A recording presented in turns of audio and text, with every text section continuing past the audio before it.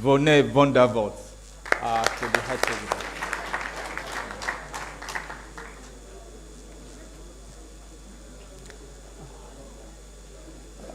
I expect that you greet them with a casson. Vonne? Vonne? Maybe you say a casson.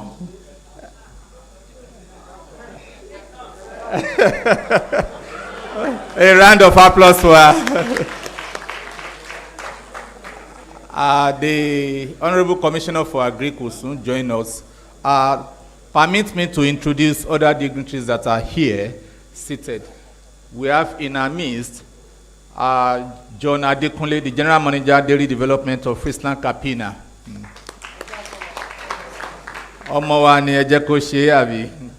We have Stone of Dairy Development, the Manager of Dairy Development Global, Stone Broncholos. Maybe we have to teach you today, just say a casson. Or if you don't know how to say, just stand up.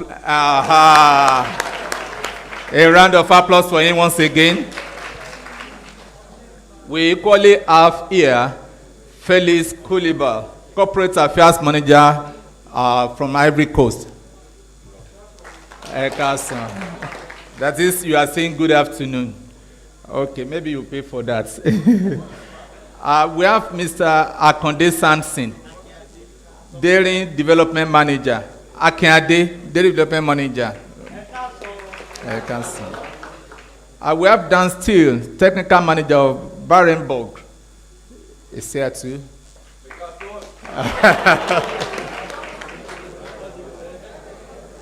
We have Aret Van Liet, Technical Manager of AgriFarm. Aret.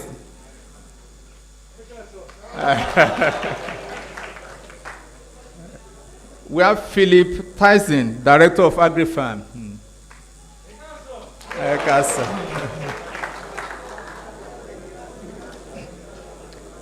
We call it Marcel Petralia, Director of Euros. Let us give them a round ovation. And here we have the Deputy Registrar of Bowen University, Mr. Sunday Ilupeju, is here on the high seat here. Let me quickly introduce Professor Foluke Aderemi.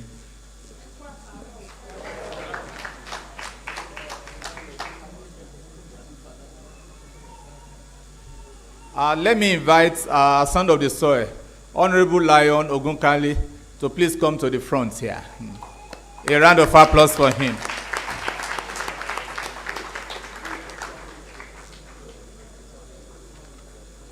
Permit me, because of our time, let's save time.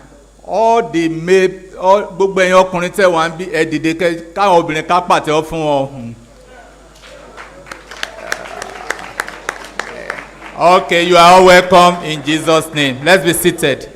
Then all the female participants, gbogbo ẹ̀yin obìnrin tó wà ń bí, please stand up for recognition. Okay, thank you very much. On this note, we will not waste time. Let me invite Mr. Sunday Ilupeju, the Deputy Registrar, to come and give us the opening prayer, please.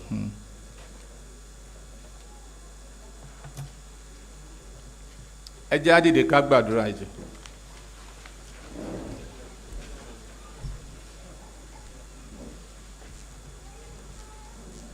Olúwa, Olúwa wa, orúkọ rẹ ti níyìn jọ ní gbogbo ayé o.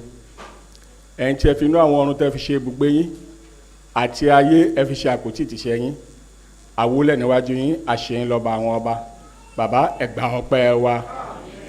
Fún ìpéjọpọ̀ wa ọ̀sán yìí, a pè yín pé kẹ́ sọ̀kalẹ̀ wá, kẹ́ gún wà láàrin wa. Lórúkọ Jésù, ẹ ṣe bẹ́ẹ̀. A fi ètò tá a wá ṣe, a fi lé yín lọ́wọ́. A gbàdúrà wípé kí ẹ bá wa lọ́wọ́ sí ètò náà, kí ìfarakínra àti ìfọ̀rọ̀wérọ̀ tá a ṣe kó lè mú èso rere jáde fún ilé ìwé yìí àti ìdàgbàsókè ìlú wa àti ìpínlẹ̀ wa àti orílẹ̀-èdè wa. lórúkọ Jésù Olúwa ẹ ràn wá lọ́wọ́.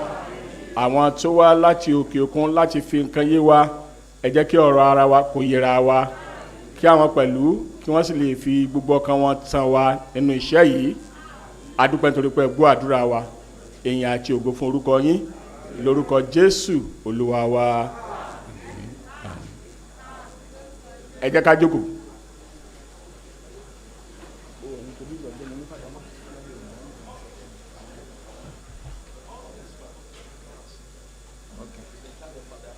Okay, please permit me to introduce Dr. Adebowale Adedeji, the state coordinator of Fadama in Osun State. Emma Bonwaju, Dr. Adebowale Adedeji, please come to the front.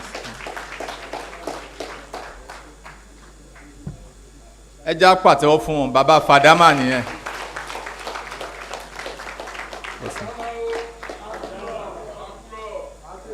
The other side, sir. So because of our time, we may have to skip some of the items. Let's skip item 4, then we'll go to item 5. That's the welcome speech by the Vice Chancellor. Ọ̀gá àgbà wa láti ilé ìwé wọ́n fẹ́ kí gbogbo wa pé ẹ káàbọ̀, ẹ̀yin náà ẹ dẹ̀ wá dáhùn pé ẹ kú ilé o.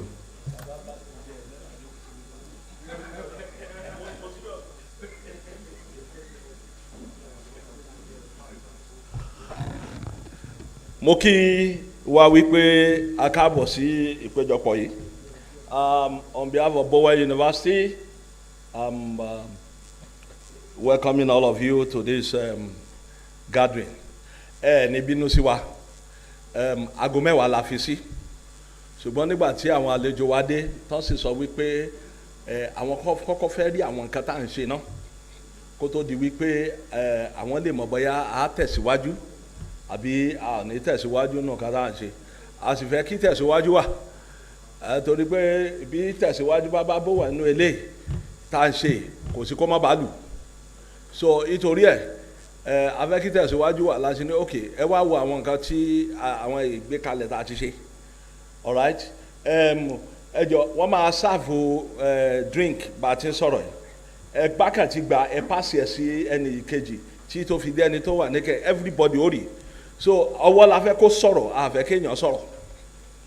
A ti ṣe provision everybody máa rí. Nígbà bá sì parí a ti ṣètò lunch. Okay, so but mo fẹ́ bẹ̀rẹ̀ báyìí láti sọ wípé a ti ṣètò oúnjẹ ọ̀sán. Don't forget I have to mix it. I have to let my friends also understand what we are talking about. All right? So I will have to do some mixing. And of course, they know that my Yoruba is not so strong. I will ask Dr. Ariyori to interpret later. Okay? Now, nígbà tí a kọ́kọ́ dé ìlú yìí ní nǹkan bí ọdún mẹ́rin sẹ́yìn, about 4 years ago, when we came here, this administration started. Mo rántí pé àwọn bàbá wa Barrister Adedeji wọ́n ránṣẹ́ sí mi. Wọ́n sì sọ wípé Bowen ti pẹ́ ń bí. Ṣùgbọ́n àwọn fẹ́ kí Bowen kó àwọn ò tí ì jẹ àwọn èèyàn ìlú ò tí ì jẹ ọlá Bowen. Mo rò pé mi àti Lion Ogunkalé lájọ lọ nítorí pé bàbá ti pè mí lù mo ti appoint bàbá Lion ní special adviser kò rí ká tó fún wọn ní special adviser ní government mo ti fi wọn ṣe special adviser and special friend on community matters. So tó bá ti dọ̀rọ̀ ìlú bọ́ni wá also I will look for bàbá Lion Ogunkalé. Ìdí ni pé ìgbà kan kó tó ìgbà tèmi dé àwọn ni wọ́n jẹ́ secretary Bowen University Parents Association. Ìgbà yẹn àwọn tí lọ ọmọ tí wọ́n bójú tó school tí táwọn ọmọ yẹn fi parí tí wọ́n so ibi tá ti mọ́ra nìyẹn. So láti ìgbà yẹn dẹ̀ ní àtijọ́ ń lọ́pọ̀ bàbá mo dúpẹ́. God will continue to bless you. So àjọ lọ síbẹ̀. So bàbá dẹ̀ béèrè pé kí ni vision kí ni a ní what's our vision for the community.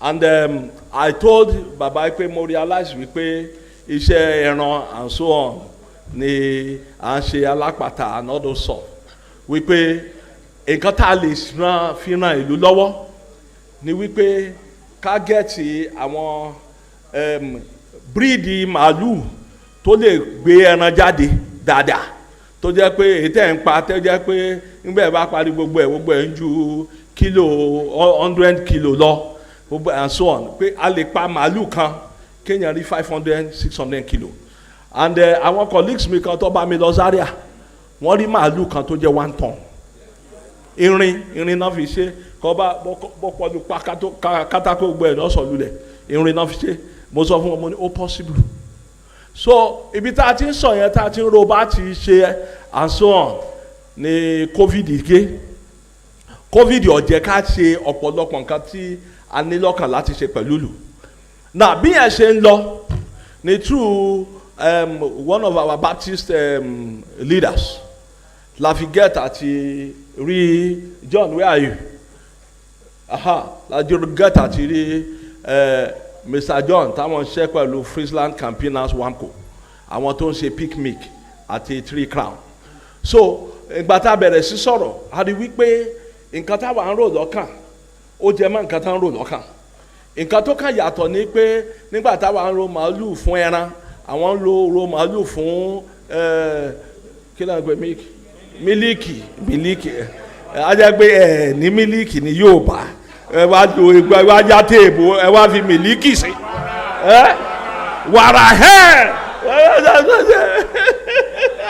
ọ̀rọ̀ ní mílíkì ẹ ní mílíkì so nígbà tá a wá rí wípé a ní olùrànlọ́wọ́ a dẹ̀ nǹkan tá a fẹ́ tá à ń gbèrò ó jọ tiwọn láti ní ká kó gbogbo ẹ̀ pọ̀ alright now mo dúpẹ́ lọ́wọ́ true John ni mo ṣe mọ̀gá wọn tó jẹ́ director program ẹni tó bẹ̀rù Ọlọ́run ni ẹni tó sì fẹ́ ìdàgbàsókè ìlú ni mo rò pé ẹlẹ́ẹ̀kẹta àbẹ́lẹ́ẹ̀kẹrin tí wọ́n máa wá sí Bowen rè ọ̀pọ̀lọpọ̀ àwọn nǹkan láti jọ sọ pé wọ́n ó gbèsè níbí mo sì mọ̀ wípé bàbá ní ó dàárọ̀ èèyàn gbọ́dọ̀ lọ wò tàbí pé alẹ́ ti lẹ́ alẹ́ gbọ́dọ̀ lẹ́ so adúpẹ́ lọ́wọ́ yín sà yes so àwọn ni wọ́n kó àwọn èbó ìwà tí àwọn tọ́jọ́ ń ṣiṣẹ́ ní gbogbo àwọn ìlú tó yí wa ká Netherlands àwọn kan wà ní Romania àwọn kan wọ́n sáwà báwọn so wọ́n wá láti wo kí là ń ṣe at the same time àwa náà fẹ́ pé nǹkan tá à ń ṣe kí ìlú lè benefit nínú rẹ̀ bí ìlú ṣe lè benefit so ìgbà kan through baba Ogunkalẹ a kó gbogbo àwọn leaders local government a ṣe pàdé ní ọ́fíìsì wa ń bẹ̀ a sì agree wípé kíní bí bẹ́ẹ̀ bá lè produce mílíkì àbí wàrà sí ni tẹ́ bá produce rẹ̀ tẹ́ gbé wá bẹ́ẹ̀ tí ń gbé fún wa làwọn máa sanwó rẹ̀ àwọn ó sì máa rà so ìtumọ̀ ni wípé bàbá lè jẹ́ kí bó jẹ́ màálù kan lọ nílé ló lè lọ́pàá rẹ̀ lè kà bó jẹ́ méjì ni bó jẹ́ mẹ́ta nípa rẹ̀ lè kà ojoojúmọ́ bá ti mú míìkì wá láàmà sanwó rẹ̀ ẹ sì lè kóra yín jọ kẹ́nikẹ́nìkan yóò gba gbogbo rẹ̀ yóò gbé wá yóò gbowó ẹ bá mọ̀ pé lóòótọ́ ni tí ò ní sanwó yín sókè tí yóò gbé wá yóò sì fún yín lówó yín ìyẹn ni wípé kò sí bí ilé yẹn ṣe lè ṣaláìní tó wọn ò jẹun lójúmọ́ nígbà tó bá sì dàgbàsókè báwọn a mọ̀ tẹ̀síwájú yóò ju oúnjẹ lọ yóò di pé ká túlé kọ́ ẹlòmíì ò fẹ́ fẹ́yàwó kejì bẹ́ẹ̀ bẹ́ẹ̀ lọ àti bẹ́ẹ̀ so ara nǹkan tá a fi wá nì láti sọ fún wa àwọn ìgbésẹ̀ tá a lè gbé tí a fi ní ìtẹ̀síwájú àwa ní Bowen a ṣe tá kò ṣe yé míìkì tẹ́ gbé wá a sanwó ẹ̀ a sì rà so a sì mọ̀ wípé kò sí bí a ṣe lè ṣe kínní láwa nìkan ó ní bá ti máa ń kòwé yẹn mo ti gbàgbé ẹ̀ wọ́n ní àjèjì ọwọ́ kan gbégbá dórí so bàbá Fàdámà torí ẹ̀ la ṣe fa bàbá Fàdámà náà wípé àwọn náà láti Fàdámà náà gbọ́dọ̀ wo nǹkan tá à ń ṣe torí pé gbogbo nǹkan tá à ń ṣe pọ̀ fún ìdàgbàsókè ìlú ni so bàbá Fàdámà ẹ káàbọ̀ ẹ káàbọ̀ a gbọ́dọ̀ máa rí dáadáa Bowen o. God bless you. So on behalf of Bowen University, we welcome them, and I just explained to them the background of why we are here, and explained to them also that why we were late is because we want to see some of the things we are doing, and so that you can communicate also one way or the other to the community about the program, and so hearing from you make it authentic and make it more legitimate. So on behalf of Bowen University, you are very much welcome. I won't stay till the end because I have to be in Ogbomoso. So once we just start, Professor Lawa, where are you? Professor Lawa. Okay, I want to say to Kini Itorie, gbogbo yín ẹ gbà fún mi pé n bá ti ń dìde bàbá Ògúnkálé ó wá jókòó sórí àbí bẹ́ẹ̀ kọ́ sáàmù rẹ nìkan tá nǹkan bá ṣe tá a náà wọ́ sí so n bá ti ń dìde bàbá ẹ jókòó síbẹ̀ o so that táwọn èèyàn bá rí yín lórí ìjókòó táwọn wò ọkàn wọn balẹ̀ so kì í ṣe torí pé mo kàn láìkì yín nìkan ṣùgbọ́n ẹ jẹ́ ká rí yín so bí ìbéèrè bá wà nǹkan wọ́n bá rí yín á rọrùn fún wọn láti ṣe ìbéèrè ju káàkà wo gbogbo wa tójú wa lé díẹ̀ wọn ò sì mẹ́pà wọn tó lówó lọ́wọ́ ni èmi kàn mọ̀rọ̀ sọ ni so adúpẹ́ lọ́wọ́ yín kan ẹnì kejì tí ó bójútó gbogbo ẹ̀ ó ní Professor Lawa àwọn gangan lọ́mọ pàkínní àwa kàn ń sọ̀rọ̀ ni yọ̀ọ̀dà fún wa o yọ̀ọ̀dà fún ìlú o ìlú ò ní bàjẹ́ o. That's the Vice Chancellor. A round of applause for him again. Cole says he will be transferring his, when he's leaving, that somebody will come and replace him. So maybe the person will be holding the red biro too. So if you need any money, when he's there, you can always sign anything. So, one low water banning keto lo ebere lo baba Ògúnkálé. Once a round of applause for Coach again. Torí àkókò wa, gentlemen of the press, we have Guardian here, Guardian newspaper, we have Tribune, and we have NTA Oshogbo. They are here to relay what we are doing in their stations at the appropriate time and to report accordingly. Let me, at this point in time, invite Dr. Joel Ariori, the Director of Dairy Department of FRIESLAND, CAMPENA. Ọmọ wa ni, káwọn náà kan tẹ̀ wá bá wa sọ̀rọ̀, ẹ jẹ́ á pàtẹ́wọ́ fún wọn.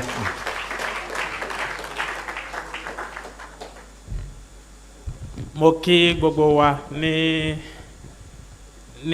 kú ìjókòó. Ẹ má bínú pé a pẹ́ ká tó bẹ̀rẹ̀.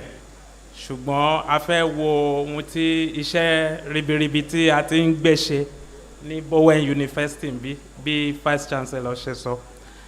So on behalf of the board and the management of FRIESLAND CAMPENA WAMCO, the maker of Picnic, 3 Crowns, Nono Coast, and Olympic, I want to say welcome and good to meet all the people of Bowen University and its environment and community here.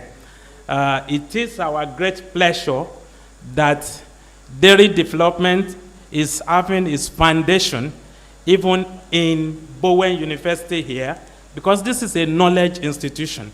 And we so much believe in empowering the nation.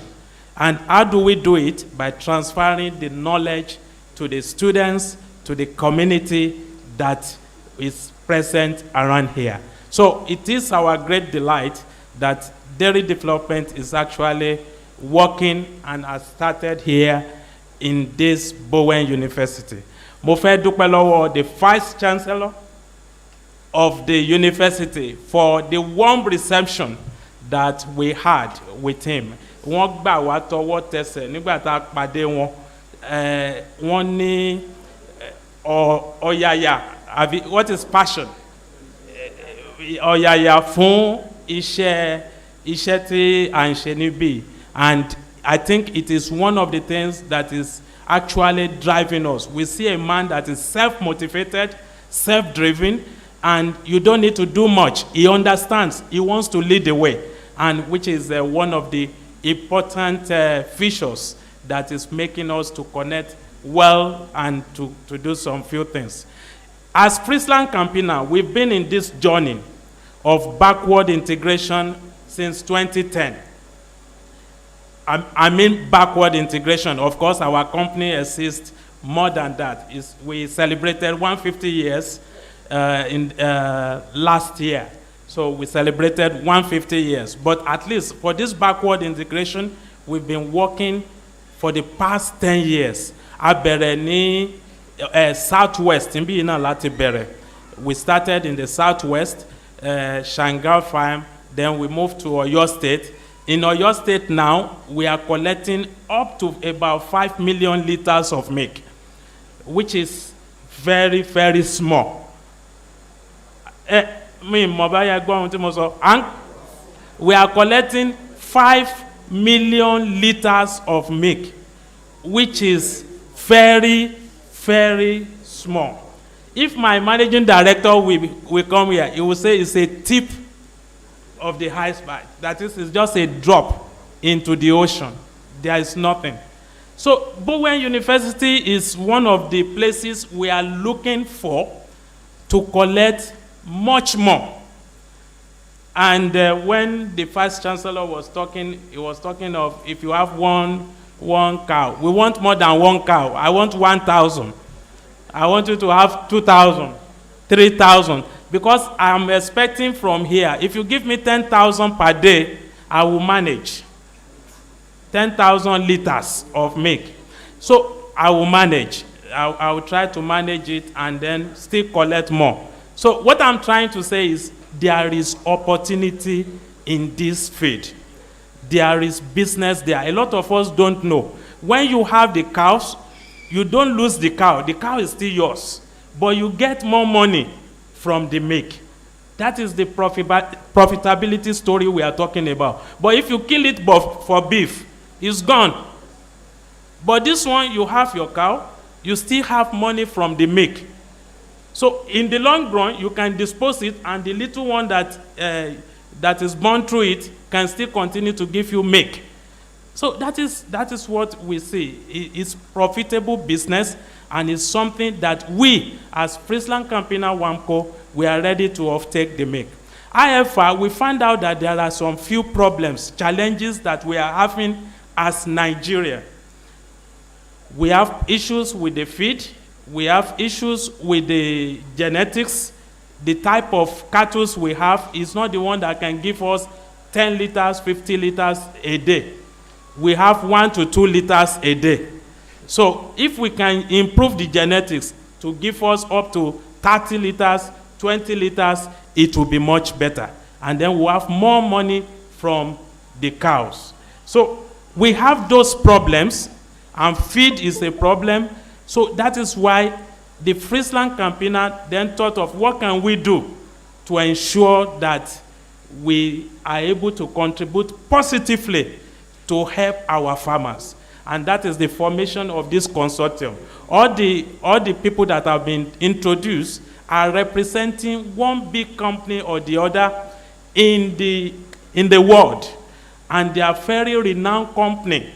So they will introduce themselves, but we are working together to ensure we solve the problems and we are able to have improved profitability. I will not talk so much because you will hear from all of them, but it is my pleasure that the journey that we have started with Bowen University and the environment here will continue to grow, and it will lead to a more productive business for all of us, a win-win situation, and all of us will benefit. So thank you very much, and happy to meet all of us. Thank you.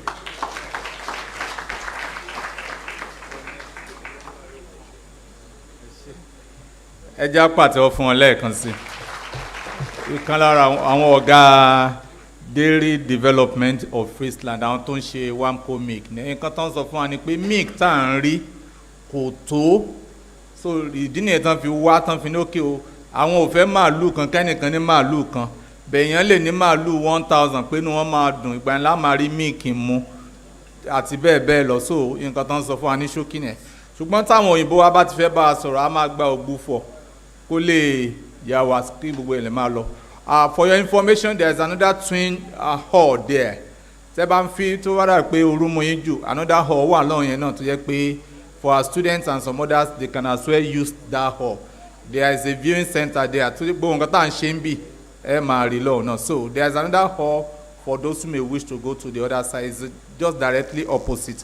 Without wasting time, let me call the Director Global Dairy Development FRIESLAND CAMPENA, Vonne Wonderfust, to just come.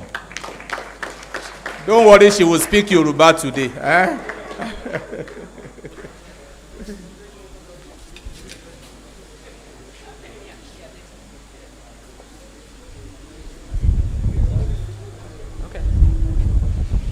Make a lot of noise. Akason. Okay. Wọ́n kí yín. Excellent. Wọ́n ní ẹ káàsán. And now repeat after me. Goedemiddag. Wọ́n sọ pé ká sọ tẹ̀lé àwọn báwọn ṣe ń sọ̀rọ̀. Goedemiddag. Goedemiddag. Excellent, excellent. That's in Dutch, actually, yeah? So now you learned your first word of Dutch. I'm very happy to be here, so thank you for having me. Òyìnbó sọ wípé inú àwọn dùn láti wà níbí. Wípé àwọn dúpẹ́ lọ́wọ́ gbogbo yín pé kú ìjókòó. And I'm here to, Joel told all the great things that already have been done in dairy development in Nigeria. Wọ́n ní arákùnrin John ti sọ gbogbo àwọn nǹkan tó dára nípa ìdàgbàsókè tó ti bá ètò milk nílẹ̀ Nàìjíríà. And I'm here to talk to you about the next steps we want to take. Ó wá níbí láti sọ nípa ìgbésẹ̀ tó kàn tá a tún ní láti gbé láti mú kí milk kó pọ̀ lórílẹ̀‐èdè wa. And before I do that, I just want to say dairy development, but also running a dairy farm is a complex business. It can be done, but it's complex.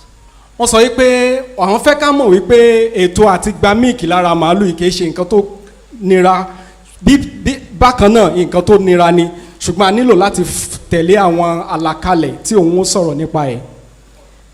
And we're here with experts on the field of multiple topics, and they're also here in the room. They will present themselves to you, and I would like to introduce it to you. Lọ́sàn-án yìí wọ́n ti wá pẹ̀lú gbogbo àwọn ènìyàn lóríṣiríṣi àwọn akọ́ṣẹ́mọṣẹ́ ní gbogbo agbọn tá a nílò láti mọ̀ láti mú kí a tẹ̀síwájú nínú iṣẹ́ àti gba míìkì. 1.5 years ago, we set up a consortium, and we wanted to visit you much earlier because of COVID, we could not, but we are here today. Wọ́n ní níbi ọdún kan sẹ́yìn làwọn gbìyànjú láti papọ̀ oríṣiríṣi àwọn onímọ̀ ìjìnlẹ̀ láti rí pé káwọn mú ètò àti mú gbígba míìkì àti pípé ṣíṣètò dídàgbà ẹ̀ lórílẹ̀ Nàìjíríà kó lọ síwájú ṣùgbọ́n nítorí kòró tó ṣẹlẹ̀ àwọn ò ní orí ọ̀fẹ́ láti bẹ orílẹ̀-èdè Nàìjíríà wò. With the 4 names on the sheet, those are the partners. Of course, you know Friesland Campina Wamco. But the other partners are Urus, Agrifirm, and Barenbrug. And again, they will present themselves. Lójú pátákó tarí yẹn ni gbogbo àwọn ènìyàn tí wọ́n ti parapọ̀ láti mú kí ìtẹ̀síwájú bá ètò àti gba míìkì àti mú ìtẹ̀síwájú bá orílẹ̀-èdè Nàìjíríà ní agbọ̀n tí míìkì náà ti wà níjókòó yìí àwọn dẹ̀ ni a ti rí lójú pátákó wọ̀nyí. As said, dairy is complex, and for us, it's all about 10 building blocks. A sọ fún wa pé gbígba míìkì nǹkan tó pọ̀ ni tó ní oríṣiríṣi agbọn ṣùgbọ́n tó bẹ́ẹ̀ jù bẹ́ẹ̀ lọ lọ́sàn-án yìí àwọn ó gbìyànjú láti tún palẹ̀ fún wa. We are by origin a Dutch company, and we are owned by farmers. Our company is set up by farmers, and we're owned by farmers. 150 years ago, we were set up. Àwọn wá láti orílẹ̀-èdè Netherlands, Dutch ni wọ́n dẹ̀ ṣàlàyé síwájú fún yín pé àwọn gangan àgbẹ̀ ni àwọn iléeṣẹ́ àgbẹ̀ ló dẹ̀ kó àwọn jọpọ̀ láti ṣe ètò ìtẹ̀síwájú yìí. And when we started dairy in the Netherlands, also the cows there produced only a few kilograms. We also did not have milk in winter time. So we worked on all these 10 building blocks as well to get where we are today. Àwọn nǹkan tí wọ́n ti ṣe àfihàn ẹ̀ lójú pátákó yìí tó jẹ́ ìgbésẹ̀ 10 tí ènìyàn lè gbé láti mú kí àwọn ẹranko kí wọ́n ní míìkì tó tó wípé ibìkan náà làwọn ti bẹ̀rẹ̀ lórílẹ̀‐èdè àwọn nígbà náà míìkì táwọn ń rí kò ju gálá 10 lọ 10 litres per day ṣùgbọ́n lásìkò yìí àwọn náà ti ṣe àwọn oríṣiríṣi ìmọ̀ ìjìnlẹ̀ láti pé àwọn débi táwọn dé ìdí ẹ̀ náà nìyí táwọn fi wá sórílẹ̀‐èdè Nàìjíríà káwọn lè gbé wa dé ipò yẹn. But the Netherlands is totally different to Nigeria, but it doesn't matter because the 10 building blocks, they really matter wherever you are in the world. And to add, We do not only do dairy development in the Netherlands and Nigeria, but in total in 10 different countries, Asia, Pakistan, Europe, and Africa. wọ́n ṣe àfihàn rẹ̀ pé lóòtítọ́ àwọn mọ̀ wípé orílẹ̀-èdè àwọn ó yàtọ̀ sí orílẹ̀-èdè nàìjíríà ṣùgbọ́n àwọn ìgbésẹ̀ mẹ́wàá yìí bóyá lórílẹ̀-èdè míì tàbí lórílẹ̀-èdè nàìjíríà ó ṣeé ṣe ká lò náà kó dẹ̀ wúlò fún wa pé bákan náà kò ṣe orílẹ̀-èdè nàìjíríà nìkan làwọn wà àwọn wà lórílẹ̀-èdè mẹ́wàá mìíràn táwọn ti ń ṣe ètò ìdàgbàsókè yìí láti mú kí ètò àtìgbà míìkì àti tẹ̀síwájú ẹran wa kó gbòòrò sí i. And we're here to talk to you about 3 building blocks of these blue ones. One is breeding, the other one is feeding, and related, very closely related to feeding, is grasslands management and grass seeds. And I will not go into details. The other blocks are also important, but the consortium set up covers those. Nínú àwọn àgbékalẹ̀ mẹ́wàá yìí wọ́n ṣàtẹnumọ́ ìpè mẹ́ta ló ṣe pàtàkì àkọ́kọ́ ni bí ẹran wa bí ó ṣe ń bí sí i wípé tí a bá lo àwọn ẹran tọ̀dọ̀ wọn lókè ọ̀hún tá a fi papọ̀ mọ́ tàwọn tiwa tí ó mú kí a mú ẹran tiwa kó lè rú gọ́gọ́ ju bó ṣe wà lọ. Ẹ̀kejì ni ètò àjíjẹun bí àwọn ẹran wa ṣe ń jẹun. Ìkẹta tó dàbí ẹ̀ ni pé irú ọ̀gbìn àwọn nǹkan oko tí ẹran ń jẹ tí à ń pè ní àwọn grasses wa gbogbo wípé àwọn nǹkan mẹ́ta yìí ó ṣe pàtàkì láti mú kí ìdàgbàsókè yìí kó yọrí sí rere. Next slide, please. The mission and the vision and the strategy of the consortium is like this. The mission is that we want to work on more milk in Nigeria, so nourish the Nigerian people with milk. That's the first one. Ìran tí wọ́n ní fún orílẹ̀-èdè Nàìjíríà gẹ́gẹ́ bí àjọ tó wá láti ṣe yìí ni pé láti mú kí ètò ìdàgbàsókè wa àti jíjẹ mímu wa kó gbèrú sí lórílẹ̀-èdè Nàìjíríà. Yeah. And what's our vision? Why did we set up this strategy? Is because together you can do a lot more than doing it alone. You can buy a cow, but if you have bad feed, you have no milk. If you have feed and you have no cow, you have no milk. So everything needs to be in order. So that's why we work together. Ohun tí wọ́n sọ ni pé ìran táwọn dẹ̀ ní láti mú kíkiní ìṣeéṣe ni pé àjọṣepọ̀ tó gúnmọ́ gbọ́dọ̀ wà fún gbogbo wa. Bóyá o ní màálù ẹyọ kan tàbí o ní méjì pé gbogbo wa la gbọ́dọ̀ ṣiṣẹ́ papọ̀ láti rí pé ká ní àfijúsùn yìí kó lè yọrí sí rere. Yeah. And then how are we going to do that?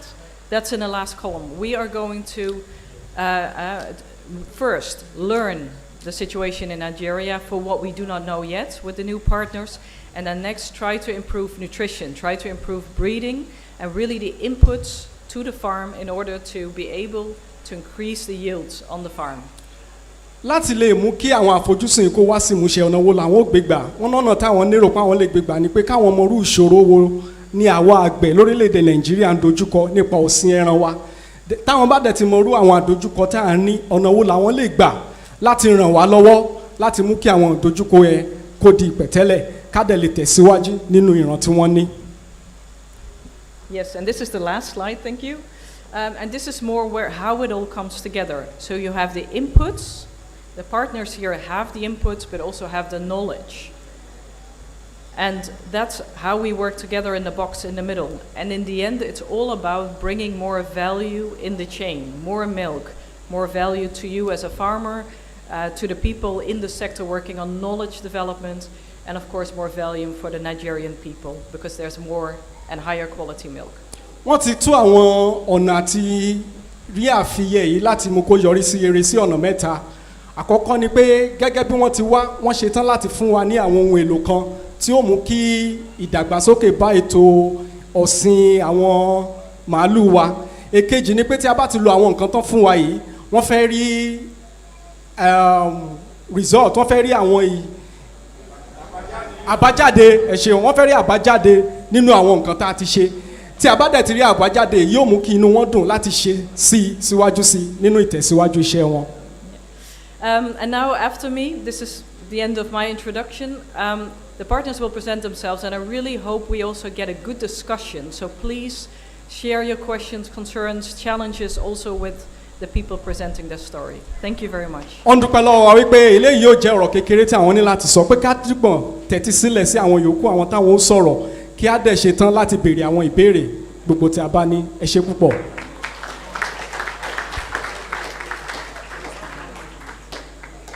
Ẹ jẹ́ á pàtẹ́wọ́ fún wọn lẹ́ẹ̀kan sí náà.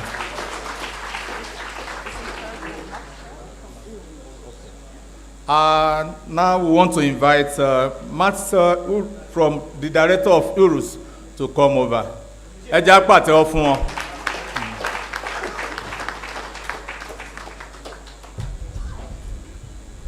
I think I already forgot how you say hi, but I learned something else from John. Say Iwo. wọ́n tún ti kọ́ wa lédè tuntun wọ́n ní ká sọ lẹ́ẹ̀kan sí ìwọ̀. wọ́n lóun fẹ́ pé ìwò sọ ẹ jẹ́ ká tún ìwò pè fún kán lè gbọ́ dáadáa. Iwo.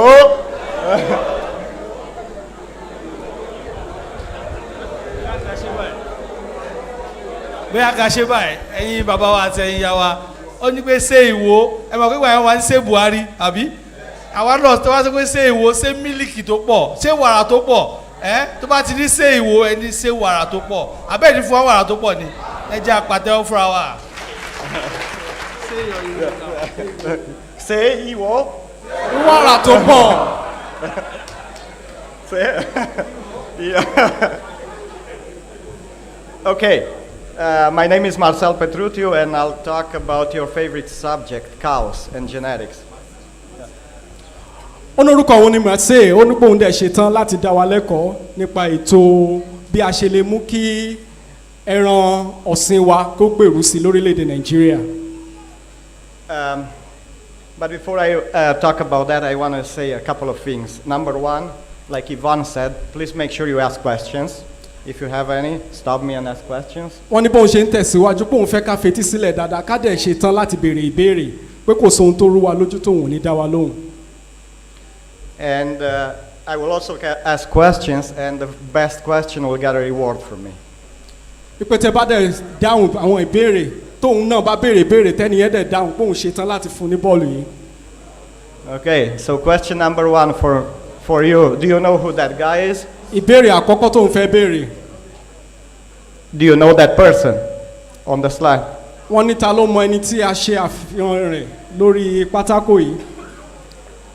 ẹni tó bá gbà ó ṣetán láti fún ní bọ́ọ̀lù yìí. If you do, raise your hand. ẹni tó bá mọ̀ ọ́ ní ká lọ́wọ́ sókè.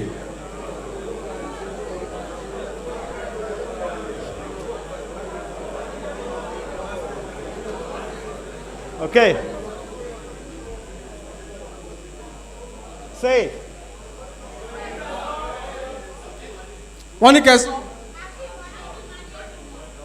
Akeem Adejumo. òun kọ́. Okay, I'll tell you who he is. He's a Nigerian. wọ́n náà ọmọ orílẹ̀-èdè Nàìjíríà ni. His name is Atetokounmpo, and I hope I say it right. orúkọ ẹ̀ ní Adétòkunbọ̀ ọmọ Nàìjíríà ni. He lives in Wisconsin in United States, the place where I live. orílẹ̀-èdè Amẹ́ríkà ló ń gbé níbi tóun gangan pẹ̀lú ń gbé. And he's the best basketball player in the world. lọ́wọ́lọ́wọ́ báyìí ó ní agbábọ́ọ̀lù basketball tá à ń jù sáwọn tó yanrantí jù alápẹ̀rẹ̀ tó yanrantí jù. And you know what makes him the best basketball player?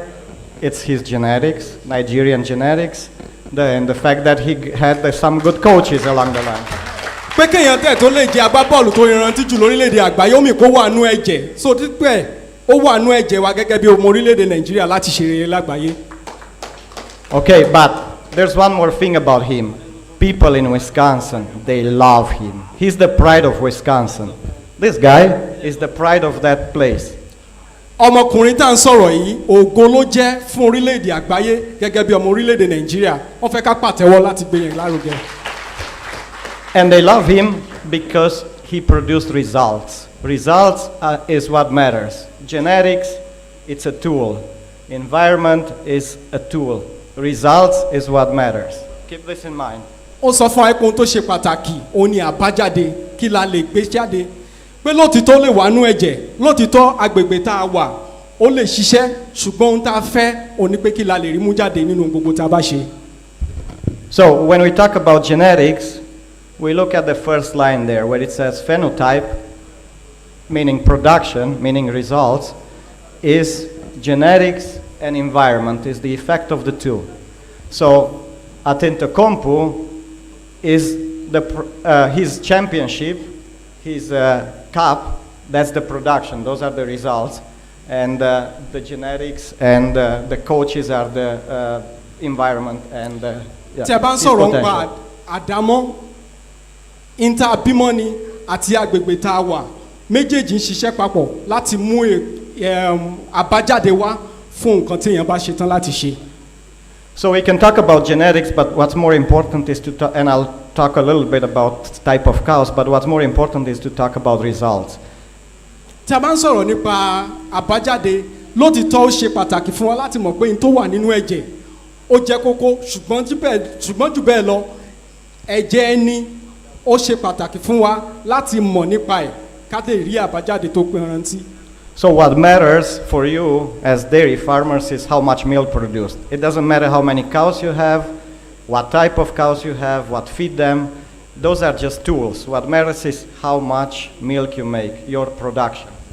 ohun tó ṣe pàtàkì fún wa gẹ́gẹ́ bí àgbẹ̀ tó ń fún wàrà kò ṣe nípa iye màálù tá a ní bí kò ṣe nípa àdámọ́ tí àwọn màálù yẹn ní àti irú agbègbè tí a fi fún wọn irú ìtọ́jú tá a fún wọn láti lè rí irú wàrà tó péye tí a nílò.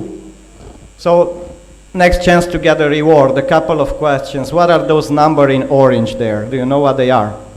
àwọn nọ́mbà tá a kọ tó wà nínú àwọ̀ pupa yìí ǹjẹ́ a mọ ohun tán túmọ̀ sí?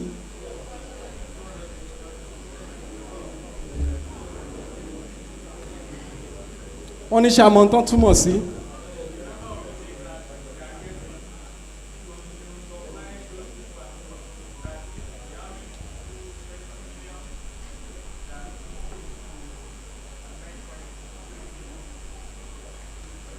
I didn't hear everything you said, but I'll accept the answer as right. I'll just make sure everyone else got it.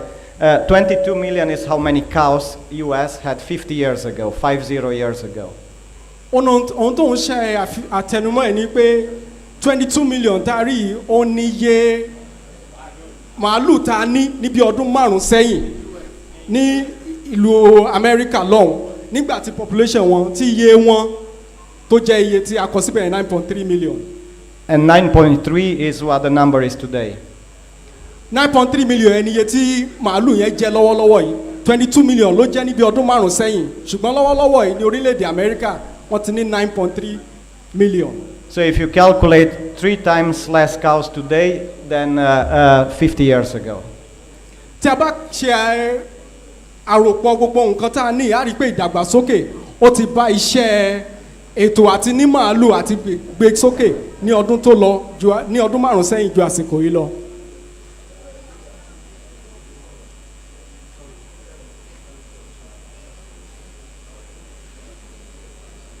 I think in our midst we have the Honorable Commissioner of Agric in Osun State, of Food Security in Osun State.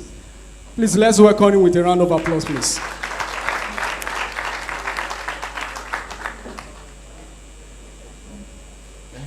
Okay, so the next number are the production numbers. 52 billion 50 years ago, 100 billion today. So double from 3 times less cows. Ní àádọ́ta ọdún sẹ́yìn, a ní 22 million àwọn màálù lórílẹ̀‐èdè Amẹ́ríkà.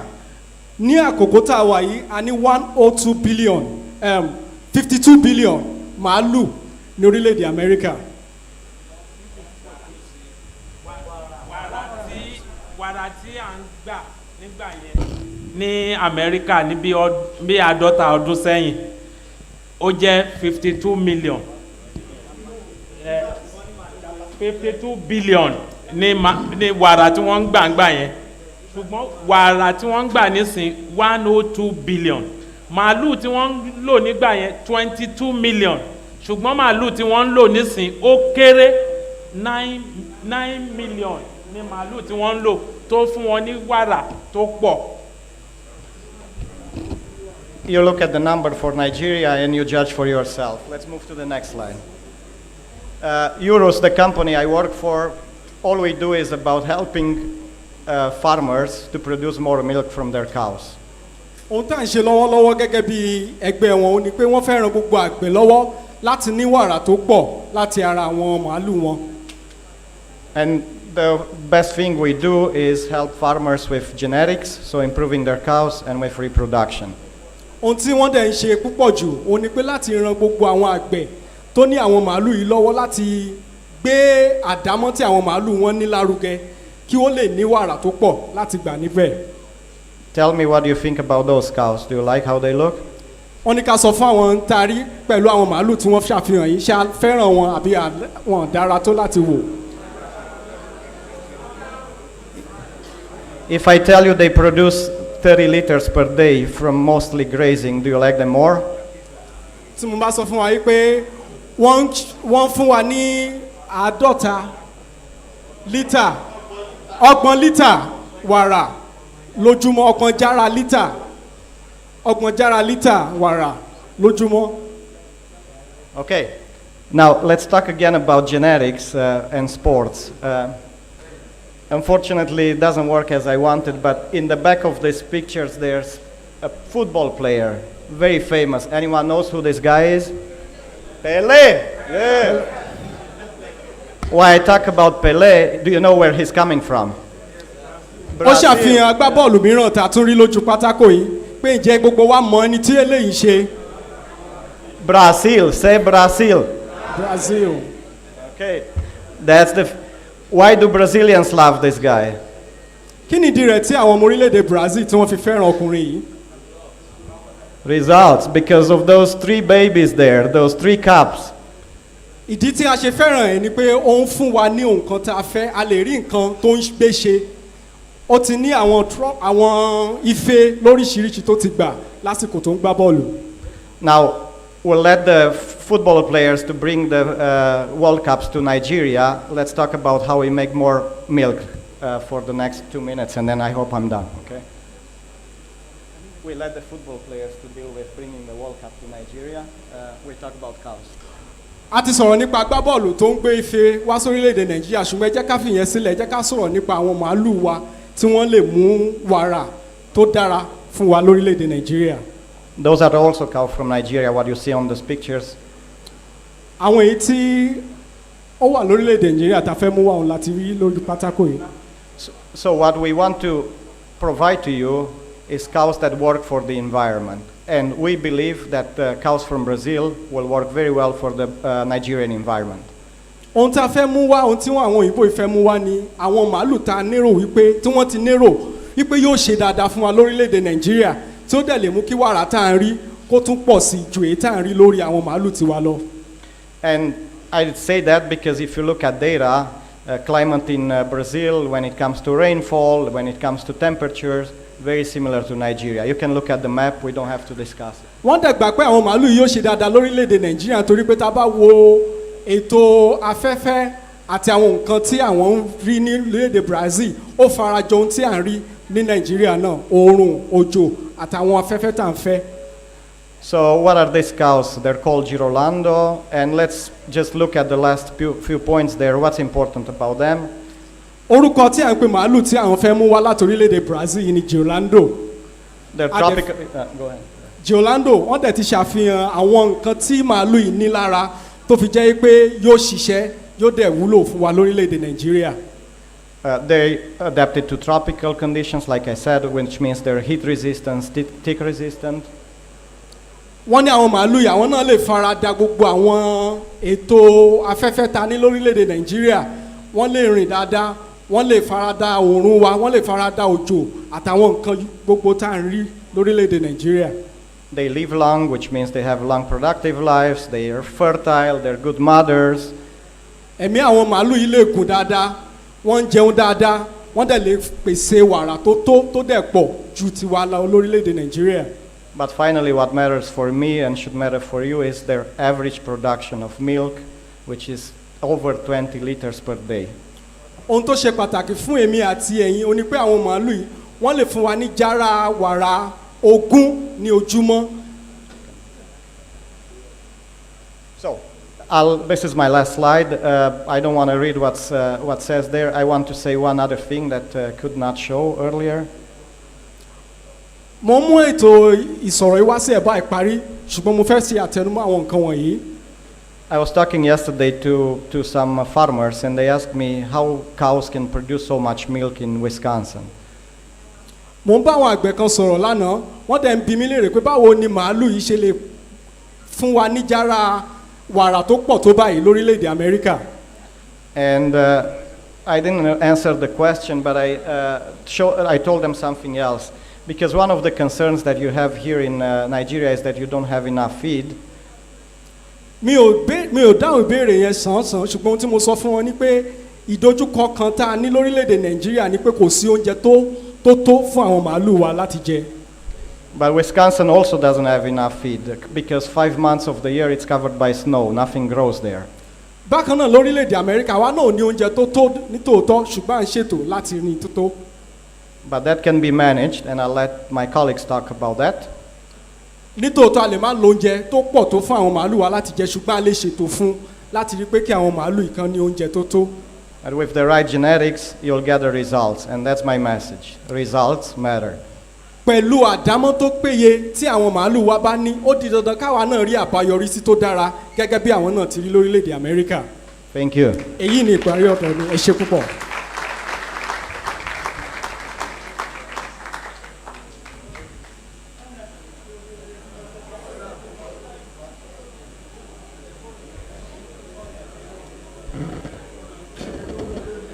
A round of applause for him again. That's ẹ jẹ́ ká myself pàtẹ́wọ́ for fún you. lẹ́ẹ̀kan sí i.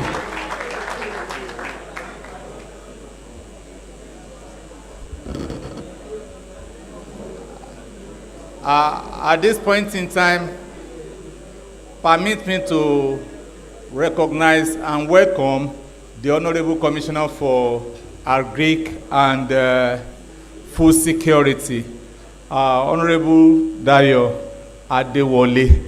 A round of applause for the Commissioner. And I want to tell you something. It's so rare for you to be seeing a student sitting next to his Vice Chancellor. Permit me to say that he finished from Bowen University in this place. And now is the Honorable Commissioner for Agric. So you can see, I don't know, whom do I say is gbogbo àlà ń gbàdúrà pé kọ́ ọmọ wa kó tó wa àbí ibi iná ti ṣe tán. He attended Bowen. Wọ́n jọ bẹ̀rẹ̀ ní Bowen ni àwọn náà dẹ̀ tún ọmọ wálé náà la máa pè wọ́n àbí ìṣe bẹ́ẹ̀ ni. So please, before, let me just break the protocol because he has a lot of things. Let him come and deliver a message. Let him deliver a message to us, maybe perhaps from the Deputy Governor or his own personal message as it chooses to be. A round of applause for the Honorable Commissioner. And we have the permanent secretaries there too. You're welcome.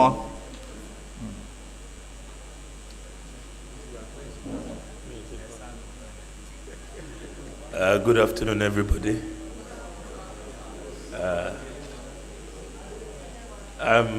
We have an interpreter. I'm very glad to be here today, although it was on a short notice. Commissioner ń kí gbogbo wa wípé a kú àsán inú àwọn dẹ̀ dùn láti wà ní àárín wa lọ́sàn-án yìí.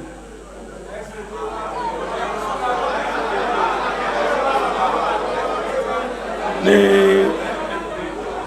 student Bowen ni mo ti bẹ̀rẹ̀ student ṣé ń gbọ́ ṣùgbọ́n nígbà tá a bá ń gba lecture òyìnbó la fi máa ń gba àgbáyé ní Yorùbá. Ó dà nítorí pé sọ pé kì í sọ Yorùbá máa sọ Yorùbá pẹ̀lú yìí. Mo sọ pé Iléṣà ni mo wà lánàá nígbà tí deputy governor tó pè mí and wọ́n sọ fún mi pé I had to kí wọ́n represent àwọn níbi ìbàlẹ̀ ni pé mi ò dẹ̀ gbọ́dọ̀ pàjẹ́ so ìyẹn máa fi kọ́kọ́ bẹ̀ yín pé kẹ́ má bínú pé mo pẹ́ dé. Ẹlẹ́ẹ̀kejì àwọn ọ̀rẹ́ wa púpọ̀ wà níbí báyìí. First of all, my permanent secretary Baba Fadama tí gbogbo yín mọ̀ àwọn àgbẹ̀ alákùrọ̀, my friends from FRIESLAND CAMPENA, mi ò fẹ́ dárúkọ wọn so that but we are very close. The Vice Chancellor and his team. So I can see, like, I have the team from FRIESLAND who are very close to me, and I also have the team from Bowen who are very close. So I'm just coming into the middle of friends. Àárín àwọn ọ̀rẹ́ ni mo wá. Then àwọn àgbẹ̀ wa náà tó jẹ́ ọ̀rẹ́ mi náà wà níbí báyìí. Àwọn náà wà níbí, so a dúpẹ́ lọ́wọ́ yín lọ́pọ̀lọpọ̀. Nǹkan díẹ̀ ni mo fẹ́ sọ bọ̀ máa máa fòyìnbó àti Yorùbá yíra wọn. Àkókò tí FRIESLAND CAMPENA wà yìí, ó jẹ́ àkókò tó wà very important fún wa. And that's because there will be a symbiotic relationship. Ó máa jẹ́ relationship tó jẹ́ pé FRIESLAND CAMPENA máa rí èrè tiwọn, àwọn àgbẹ̀ náà máa rí èrè tiwọn lórí iṣẹ́ tá a fẹ́ jọ ṣe pọ̀ yìí. Ó tún máa promote Bowen University. Àwọn ló máa jẹ́ alárinà láàrin àwọn àgbẹ̀ àti FRIESLAND CAMPENA. Mi ò sure Mr. Sampson, ẹ̀yin náà lè ṣe 3 crowns. So it's not just peak milk, there's also 3 crowns. So there's a range of milk products. Now, wàrà tí à ń ṣe milk dàgbà, púpọ̀ nú àwọn àgbẹ̀ tó ń ṣe màálùú gba wàrà. Tẹ́ bá rí àwọn Haúsá tó ń gba àwọn fúnra wọn ló mú fúnra wọn. Wá kọ́ dà síke, wá ti sáré dààmú. Ṣùgbọ́n gbà ní tó bá ti rí pé nǹkan táwọn ń dààmú táwọn ń gbé mu láràárọ̀ yìí, ipò owó wà ń díẹ̀. Àwọn gan rí pé ní Nàìjíríà tá wà ó lè díẹ̀ kí yẹn kọ́ máa dáwó sọ fún láàárọ̀ kùtùkùtù. Mo máa sọ pé ó ṣòro fáwọn àgbẹ̀ because especially àgbẹ̀ tó bá ń sin adìyẹ àtẹja, àwọn onímàálù sì lè da màálù lọ. Kó o tó jẹun káwọn ọmọ tó jẹun àti kọ́kọ́ oúnjẹ adìyẹ sílẹ̀, wàá ra oúnjẹ ẹja kí wọ́n gan tó jẹun. So opportunity ni fún wọn láti rere níbi táwọn ò tiẹ̀ rò tẹ́lẹ̀. So màá rọ̀ wá, mo máa sọ pé in Nigeria ẹni tó bá kọ́kọ́ dé di business àwọn ló máa ń jèrè jù. So you are going to be one of the first people that will be contributing, especially in Osun State. Ẹ jẹ́ fún yín ní kan, for example, àwọn pure water nígbà tó bẹ̀rẹ̀ pure water gbúrúgbúrúgbúrú àwọn èèyàn rọ́ọ̀ṣì owó ká tó mọ gbogbo èèyàn ló ń ta pure water. Ìgbà tó pẹ́ èrè ẹ̀ṣẹ̀ kí ni ó wálẹ̀. Bẹ́ẹ̀ náà làwọn aládìyẹ gbogbo àwọn ata rọ́ọ̀ṣì lọ gbúrúgbúrú púpọ̀ ní wa bá ti ń tẹ̀sẹ̀ sẹ́yìn ní ẹyọ kọ̀ọ̀kan. So mo máa rọ̀ wáyé pé àsìkò yìí jẹ́ àsìkò yín láti ṣoríire. Ẹ̀dẹ́ wá gbọ́ àwọn màálù tí wọ́n ní wọ́n ń kó wá, wọ́n sọ̀rọ̀ 20 litres of milk. And I'm sure I know Dr. Sampson has been involved in some crossbreeding in the past. Ara nǹkan tó jẹ́ pé tó máa fi help one day, he's been doing some insemination for a while. So mo mọ̀ pé wọ́n máa lè ràn yín lọ́wọ́, àti Bowen too will be able to, I'm sure, do some training on artificial insemination. Àbí VC? Mr. VC sir, mo lè máa ṣe artificial insemination náà lọ́jọ́ iwájú ẹ̀ sọ̀rọ̀ so that àwọn àgbẹ̀ máa gbọ́. So that will improve the quality of your cattle. Àti the level bí tí àwọn màálù Israel, àwọn Israeli Holstein tí wọ́n ṣe 50 litres. Àti the level yẹn, èmi náà ti ra crossbreed rí púpọ̀ ní wọn wọ́n kì í ṣe dáadáa ní ibi ìbáyìí. Gbélé tí wọ́n ní wọ́n ń gbé bọ̀ láti Brazil, I'm sure they've done a lot of research. Wọ́n dẹ̀ mọ̀ pé ó máa ṣe dáadáa ń bí ìbáyìí. So nǹkan tí màá kọ́ sọ fún àwọn àgbẹ̀ tó wà bí ni pé ẹ fọkàn balẹ̀. You are in good hands. I'm sure between Bowen University and FRIESLAND CAMPENA, they will take care of you because, like I said, it's a symbiotic relationship where FRIESLAND needs you. I can assure you they are not producing enough, they are not importing enough milk, and they are not getting enough milk. So wọ́n máa tọ́jú yín. Àwọn náà dẹ̀ ní, ẹ̀yin náà dẹ̀ ní ẹ̀ tọ́jú wọn torí nǹkan tí wọ́n ń wá, àwọn náà ń wá lọ́wọ́ yín. Ẹ ṣé púpọ̀.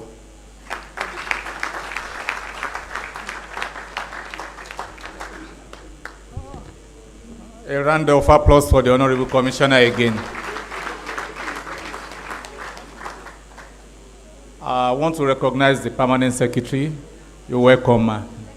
And all other members of the entourage of the Honorable Commissioner want to recognize you as well. You are all welcome. Back to our program.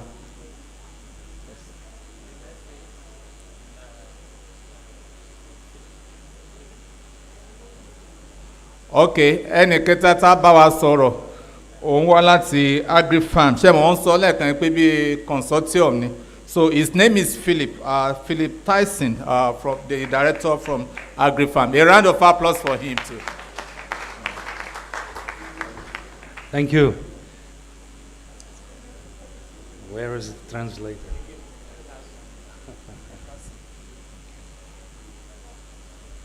It's difficult to see the screen. Ekarso. One QR.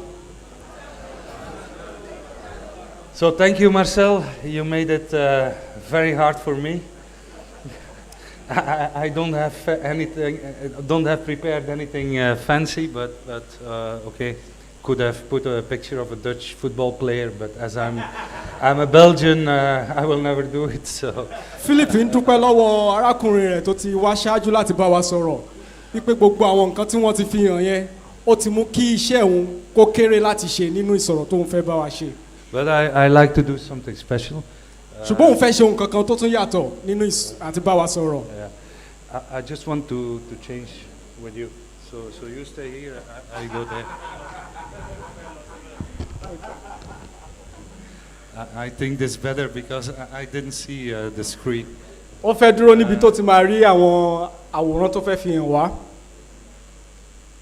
So the Dutch Royal Agri-Firm Group, it's a feed cooperative, Dutch, based in Holland, of course, providing sustainable solutions and for arable, but also for our animal farmers. So ilé-iṣẹ́ tí òun ti wá òní ilé-iṣẹ́ tí wọ́n ti ń ṣètò oúnjẹ fún àwọn màálù láti jẹ lọ́nà tí ó gbà láti mú kí ìdàgbà kó bá àwọn màálù wa fún oúnjẹ. So Agri-Firm, and this is very interesting, as also Friesland, is a cooperative. So the company is owned by the farmers. 10,000 farmers are the owner of the Royal Agri-Firm Group. Ilé-iṣẹ́ tóun ti wá tí à ń pè ní Agri-Farm ó jẹ́ ilé-iṣẹ́ tó àwọn náà kóra wọn jọ pọ̀ gẹ́gẹ́ bí àgbẹ̀ bí ẹgbẹ̀rún mẹ́wàá àgbẹ̀ òun ló kóra jọ pọ̀ láti ṣètò bí ilé-iṣẹ́ bí ó ṣe ń tẹ̀síwájú àwọn dẹ̀ wà nípọn láti mú kí oúnjẹ kí ó wà fún àwọn màálù wa láti jẹ. So we are an international group with about 60 locations, mainly based in South America, Europe and Asia. We count about 3,000 employees and production of 6.3 million ton of feed. I think this is an important figure. I think the whole of Nigeria now is about 5.5 to 6 million ton of feed production. So this is what we produce in several factories in Europe. Ilé-iṣẹ́ wọn jẹ́ ilé-iṣẹ́ tí ó gbìnàyà káàkiri bí 50 orílẹ̀-èdè ní gbogbo àgbáyé. Àwọn dẹ̀ tún ti mú kí Nàìjíríà tún ti kún àwọn orílẹ̀-èdè tí àwọn bá ṣiṣẹ́ pọ̀ láti mú kí oúnjẹ kí ó wà fún àwọn màálù wa láti jẹ. Yeah, here you see our worldwide presence, but I don't think it's relevant now. Ó ń ṣàfihàn gbogbo orílẹ̀-èdè tí wọ́n wà káàkiri àgbáyé. So this is very important slide. So what will we do here? Holland is known as a reference as a top producer of milk. Now, our feed group, so we produce feed for 25% of the Dutch dairy market. Wọ́n ṣàlàyé wípé ilé-iṣẹ́ àwọn làwọn ń pèsè oúnjẹ fún orílẹ̀-èdè Dutch Holland tí àwọn wà. Àwọn dẹ̀ ń pèsè oúnjẹ tó bí 20 lé díẹ̀ fún gbogbo àwọn màálù tó wà lórílẹ̀-èdè yẹn. Ìdá kan nínú 100 nínú 4. So 25% of 1.6 million cows. Ìdá kan nínú 100 gbogbo àwọn màálù tó wà lórílẹ̀-èdè yẹn làwọn ń pèsè oúnjẹ fún 25%. 1/4 ìdá kan nínú mẹ́rin. So this is an important reference. So furthermore, we have a proven track record in the Netherlands on milk quality and milk parameters. So just what I want to say is that we have all that knowledge which we want to share with you via this Value for Dairy consortium. Of course, we will not do a copy-paste from Holland to Nigeria. This is not possible. Ó ní bó tilẹ̀ jẹ́ pé àwọn ń pèsè ìdá kan nínú mẹ́rin oúnjẹ tí màálù ń jẹ lórílẹ̀‐èdè Holland. Gbogbo àwọn ìmọ̀ ìjìnlẹ̀ táwọn ń lò láti fi pèsè rẹ̀ àwọn mọ̀ wípé nítòótọ́ àwọn ò lè gbé gbogbo ẹ̀ wá fún wa lórílẹ̀‐èdè Nàìjíríà kó dẹ̀ ṣiṣẹ́ fún wa ṣùgbọ́n àwọn wo àwọn tí àwọn lè yọ síra wọn tó fi jẹ́ pé yóò mú kí ìdàgbàsókè kó bá wọn màálù wa lórílẹ̀‐èdè Nàìjíríà bákan náà. So we want to use our knowledge to translate our knowledge into the local circumstances. Àwọn fẹ́ mú ìmọ̀ ìjìnlẹ̀ táwọn ti ní wá sí orílẹ̀-èdè Nàìjíríà pẹ̀lú àwọn ìṣòro àti ìdojúkọ tí àwa ń bá yí káwọn lè mú àyípadà tó péye bá àwọn bí a ṣe ń sin màálù wa àti bí a ṣe ń pèsè oúnjẹ fún wọn. Yeah, so training will be a very, very important aspect from what the consortium is doing. Nítorí náà ìdánilẹ́kọ̀ọ́ bí eléyìí ó ṣe pàtàkì fún ìdàgbàsókè tí a ń fojú sùn láti lè mú kí màálù wa kí ó dára sí lórílẹ̀‐èdè Nàìjíríà.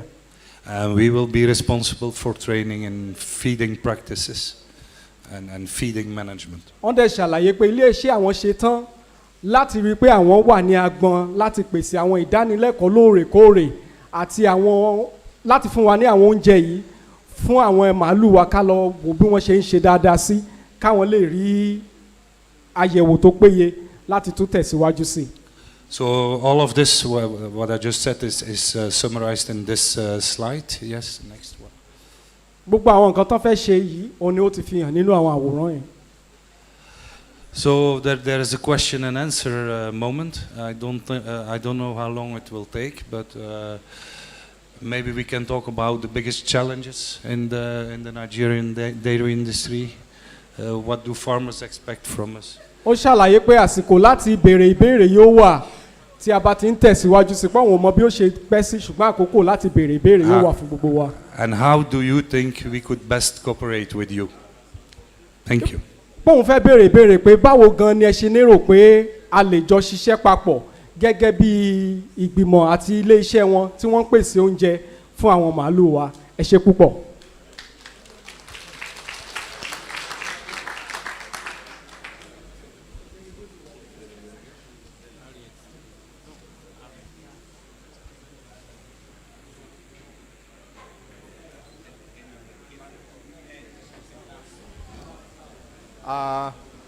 Ẹ jọ̀ọ́ mo nílò láti sọ fún wa pé ẹ jọ̀ọ́ ẹ kọ orúkọ yín sílẹ̀ àti nọ́mbà yín very important so that tá bá fẹ́ bá yín sọ̀rọ̀ wọ́n lè àbí tá bá fẹ́ wá bá yín lóko yín àbí ibi tẹ́ bá wà á easy fún wa Ọlọ́run á ràn wá lọ́wọ́. One other thing tí mo tún fẹ́ bẹ̀ wá fún ni pé ẹ jọ̀ọ́ bá a ṣe wà àkókò máa wà fún ìbéèrè àti ìdáhùn gbogbo tó bá ní nǹkan tó ń yọ àwọn ẹran yín àbí nǹkan tó rú yín lójú ẹ jọ̀ọ́ ẹ jẹ́ ká àti fẹ́ẹ̀ débẹ̀ báyìí ó kọ ẹnìkan péré tá sọ̀rọ̀ sódà kẹ́ dá wa lóhùn Ọlọ́run á ràn wá lọ́wọ́. At this point in time, please, I want to implore you that everybody should write their names so that we have a proper attendance of those that are here. Let me invite down the technical manager of Barenbrug to come here.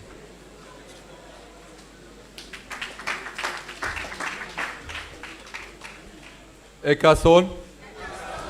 Wọ́n kí wa. Goedemiddag. Does everybody want to get up and stretch their legs? And Ó ń bèrè ṣé gbogbo wa la fẹ́ nara ká dìde ká nara.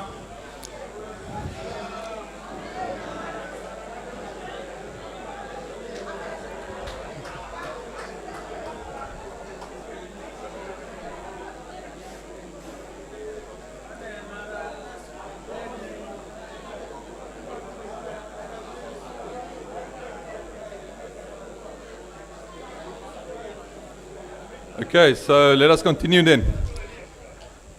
ẹ jẹ́ ká tẹ̀síwájú báyìí.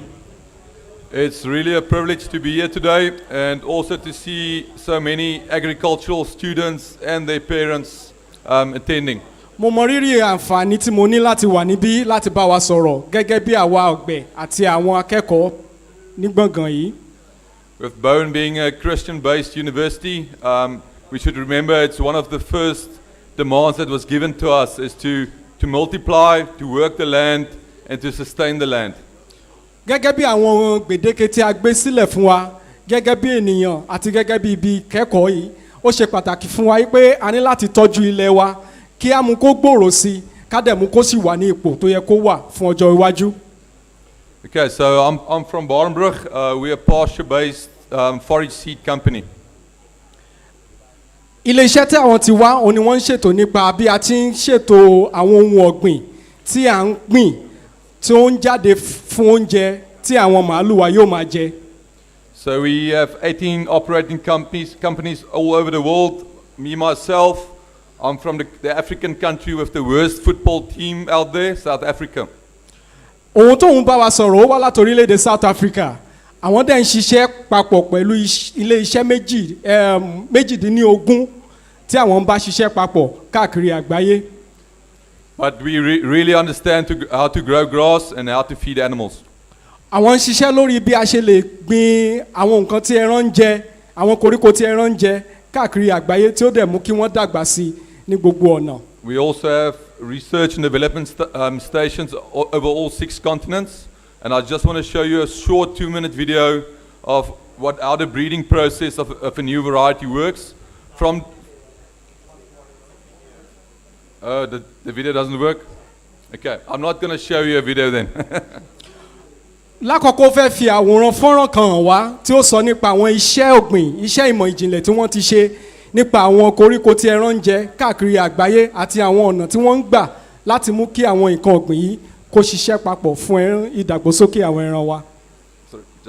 Ṣùgbọ́n kò ní lórí ọ̀fẹ́ àti fi hàn wá mọ́, ó ní fọ́nrán yẹn ò ṣiṣẹ́. Okay, so I have one question on that photo. The lady holding the rake and the dog, but next to it there's a big pile of feed.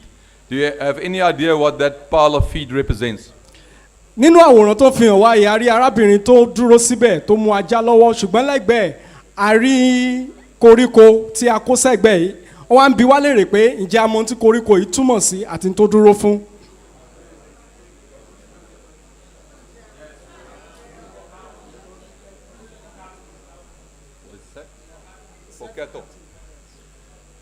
So the amount of feed that you see there is equivalent to 18 kgs of dry matter. And ó ṣàrànfẹ́ pé koríko tí a rí tí ẹran lè jẹ èyí tá a rí níbẹ̀ ó lè tó fún ogún dín ní ọgọ́rùn-ún kílò méjìdínlógún 18 kilo fún ohun tí ẹran lè jẹ ní ẹ̀kan. And that's the amount of feed that a 450 kg cow require every day. We've visited cows and farms in Nigeria this week, and I don't think we're achieving that at all. Iye oúnjẹ tí a dẹ̀ ṣàfihàn yìí ó ní màálù tí ó dín ní 50 average màálù wa lè jẹ ní ọjọ́ kan 50 ni. Nǹkan tó ń sọ ni wípé ṣe rí bí oúnjẹ yẹn ṣe pọ̀ tó yẹn, oúnjẹ tó yẹ kí màálù kan jẹ òun ló pọ̀ yẹn lójúmọ́, ṣùgbọ́n ní Nàìjíríà a kì í jẹ tó bẹ́ẹ̀. Nǹkan tó ń sọ nìyẹn. Normally oúnjẹ kí màálù yẹ kó jẹ bó ṣe ga yẹn lójúmọ́ òun ló yẹ kó jẹ tí ó fi lè ṣe bó ṣe yẹ kó ṣe.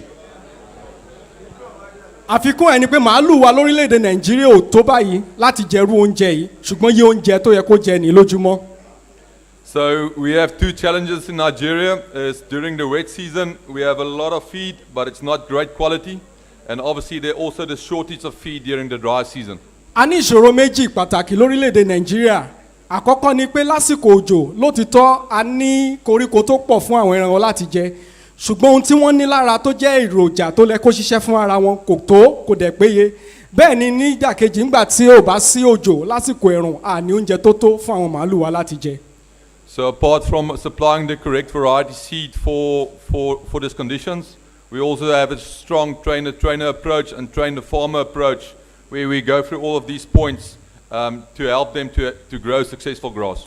ìgbà tí àwọn ti wá ṣe àfihàn gbogbo àwọn ìṣòro méjì pàtàkì tá a ní, àwọn ti gbé àwọn ètò kalẹ̀ láti kọ́ àwọn àgbẹ̀ lórílẹ̀‐èdè Nàìjíríà lórí ọ̀nà tá a lè gbà láti lè fi dojúkọ àwọn ìṣòro yìí kí àwa náà lè ní àwọn màálù tó péye àti oúnjẹ tó dẹ̀ dára fún wọn láti jẹ. So if you have a look at the golden rules of pasture management, there's only 3 rules. It's enter at the right stage, that's number 1. Number 2 is exit at the right stage of growth, and the third one is just to repeat point number 1 and point number 2.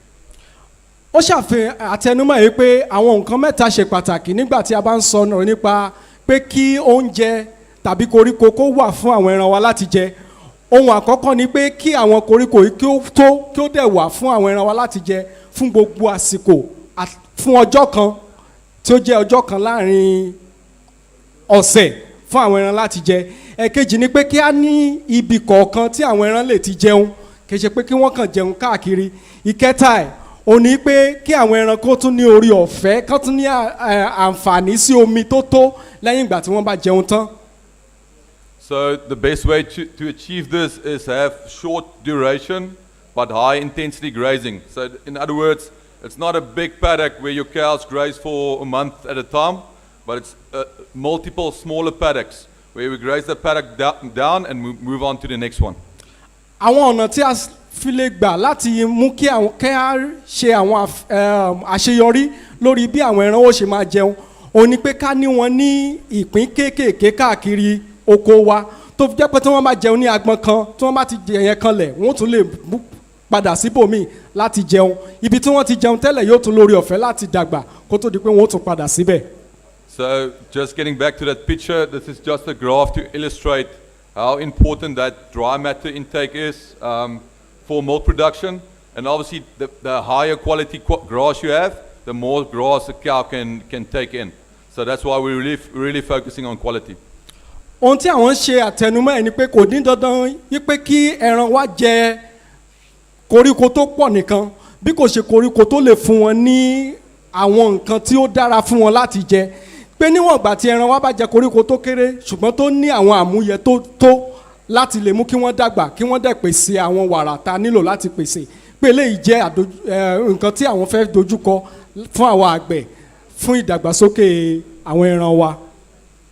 So this is the variety that we identified really for the Nigerian market, also a variety from Brazil, and it's also the variety if you walk down the campus to your forage trials that you see the trials that was established there last season. Bẹ́ẹ̀ ni nípa ìmọ̀ ìjìnlẹ̀ tí wọ́n ti ṣe àfihàn koríko tí ó lè fún wa ní ìdàgbà tó lè fún àwọn ẹran wa ní ìdàgbà yìí ó ṣàtẹnumọ́ ẹ̀ pé koríko yìí ti wà lórí inú Bowen University lọ́wọ́lọ́wọ́ yìí tí a ti gbìn láti ọdún tó lọ tó dẹ̀ ti ń dàgbà, pé koríko yìí àwọn ti ṣe ìmọ̀ ìjìnlẹ̀ lórí ẹ̀ ó dẹ̀ ti wúlò fún ìdàgbàsókè àwọn màálù wa. Bí màálù bá jẹ kékeré ẹ̀ yóò pèsè àwọn ohun kan tí wọ́n nílò fún àti pèsè wàrà tó péye fún wa. So its key characteristics is robustness, high quality, and also its ability to keep on producing and growing into the dry season. Ó ṣe àtẹnumọ́ yìí pé koríko tí à ń sọ̀rọ̀ nípa yìí ó ní gbogbo àmúyẹ tó péye fún ìdàgbà ẹran wa, bẹ̀rẹ̀ láti dídùn lẹ́nu àti àwọn òróró tó yẹ kí àwọn ẹran wa kan gbà láti lè jẹ́ pé kí wọ́n pèsè wàrà tó péye fún wa. So we spoke about the golden rules of pasture management, the right height of entry. So for Sabia, which is the variety, the right height of entry will be 30 centimeters, and you take your cows out about 15 centimeters. À ń sọ̀rọ̀ nípa pé tí àwọn ohun ọ̀gbìn tí à ń sọ nípa yìí èyí tó jẹ́ koríko tí àwọn ẹran ń jẹ, wọ́n sọ̀rọ̀ nípa iye bí wọ́n ṣe yẹ kán ga tó kó tó di pé wọ́n á bẹ̀rẹ̀ sí gé wọn fún àwọn ẹran láti jẹ tàbí kó tó di pé àwọn ẹran yóò bẹ̀rẹ̀ sí jẹ wọ́n, pé léyìí jẹ́ àwọn nǹkan tí a nílò láti mọ̀ gẹ́gẹ́ bí àgbẹ̀, torí pé dídàgbà wọn ó ní ṣe pẹ̀lú irú àwọn àǹfààní tí àwọn ẹran wa yóò gbà lára wọn nígbà tí wọ́n bá jẹ wọ́n. So by planting the best varieties, manage them correctly, will get more grass through our cows, produce more milk, and be more profitable or make more money. Nítorí náà ó ṣe pàtàkì fún wa láti gbin koríko tó dára tí ó mú kí àwọn ẹran wa kí wọ́n dàgbà kí wọ́n dẹ̀ ṣe bó ṣe yẹ kí wọ́n ṣe. Ó ṣe pàtàkì fún wa láti mú kí àwọn ẹran wa kí wọ́n jẹ koríko yìí ní àsìkò tó yẹ kí wọ́n jẹ wọ́n gẹ́gẹ́ bí dídàgbà wọn ṣe yẹ kó rí. Bẹ́ẹ̀ ni ó ṣe pàtàkì fún wa láti mójútó àwọn koríko yìí fún ìdàgbà wọn fún àwọn àsìkò mìíràn gẹ́gẹ́ bí a ti ń tẹ̀síwájú. Thank you. Are there any questions? Ẹ ṣé púpọ̀, ṣé ìbéèrè kankan wà?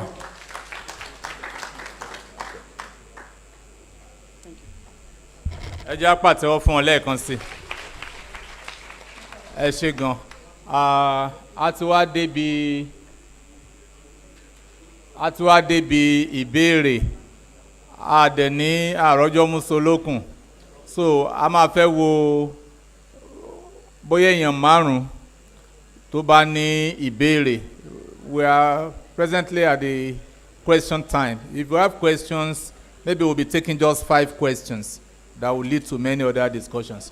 So I give you number 1, 2, obìnrin 3, 4, and 5. Lẹ́yìn márùn-ún yẹn táyé bá ṣì wà, a ṣì lè wo nǹkan tá a lè ṣe sí. Number 1, ẹ dìde. Maybe you come, sir. You mention your name, sir. Ẹ máa dárúkọ yín. My name is. Bó ṣe Yorùbá ni, bó jẹ́ English ni, there is no problem. Just 5 questions now. Go ahead, sir. Orúkọ mi ni Busari Murtala. Ẹ máa bọ̀ kí kámẹ́rà lè gbé yín.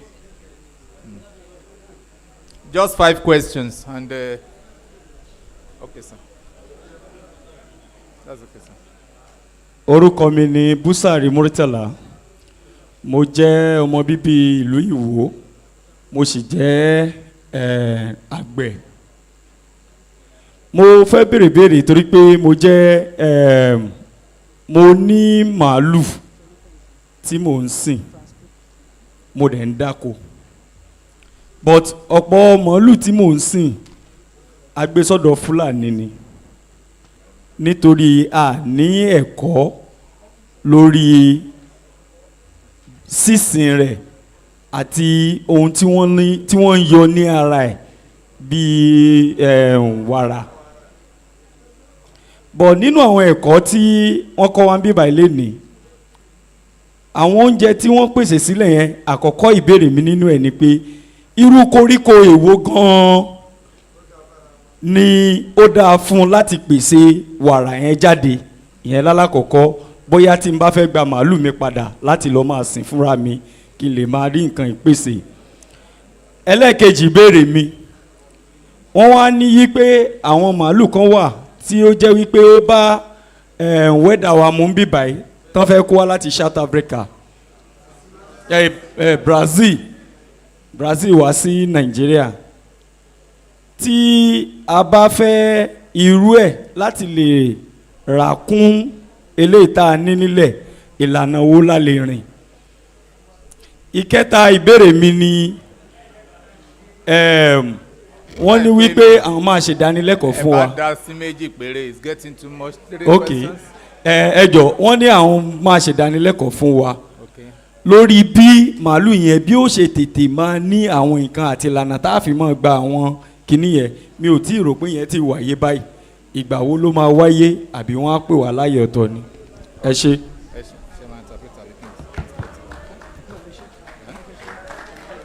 Okay, the first question is this, that he has some cattle which he gave to the Fulani men for them to keep and rear for him.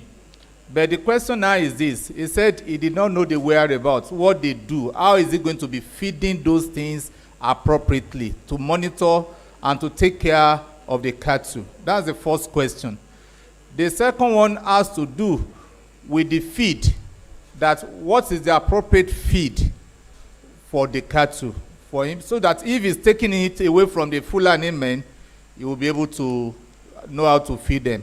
And the third one is talking about training. When are they going to be trained? That they are anxiously waiting for training. Number 2. The third one is about bridge. The bridge. Okay, the breed. That's a breed that we were told that some breeds are coming from Brazil. How would they get the breeds if it comes around to Nigeria?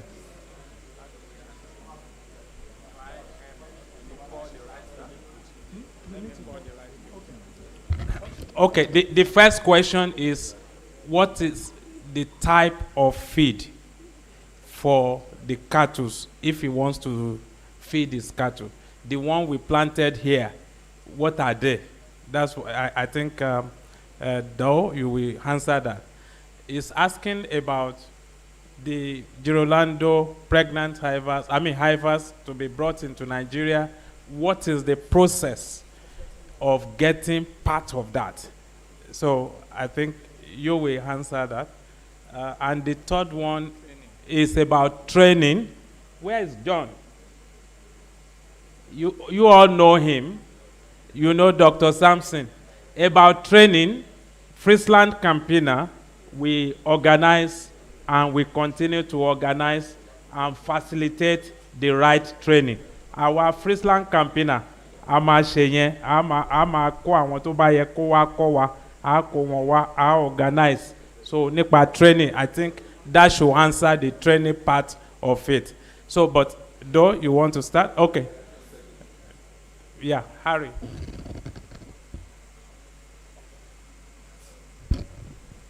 On the first question, and it was two parts. Also, how to check what's going on. The first part is basic feed for cows is grass. So no issue there. Get good grass. Yeah, we have the support of Barnbrug to do that. However, they need 365 days a year. 360 all year round. ó ṣàlàyé pé nípa oúnjẹ tí àwọn màálù máa jẹ pé kókó bẹ̀ ni pé oúnjẹ tí màálù máa jẹ ní ṣe kò sí nǹkan kan míì tó yàtọ̀ sí koríko pé ṣùgbọ́n ní láti mọ irú koríko yìí pé koríko tí ó lè fún wọn ní àwọn àmúyẹ tí wọ́n nílò láti dàgbà ni pé irú koríko yìí wà ní agbọn Bowen University nínú ọgbà wa níbí tí àwọn ti fún wọn tí wọ́n dẹ̀ ti gbìn pé àwọn ń ṣètò láti mú kí àwọn koríko yìí kó pọ̀ fún wa láti lè rí àǹfààní sí i. And then the biggest challenge in Nigeria, I would say, is the dry season. And that's one of the things we are working on, like mentioned, getting varieties that pull you into the dry season. And the next challenge will be conserve part of the grass that is grown during the wet season, where you have plenty of grass, and keep it for the dry season. So roughage conservation in the future will be one of the topics we sure look into.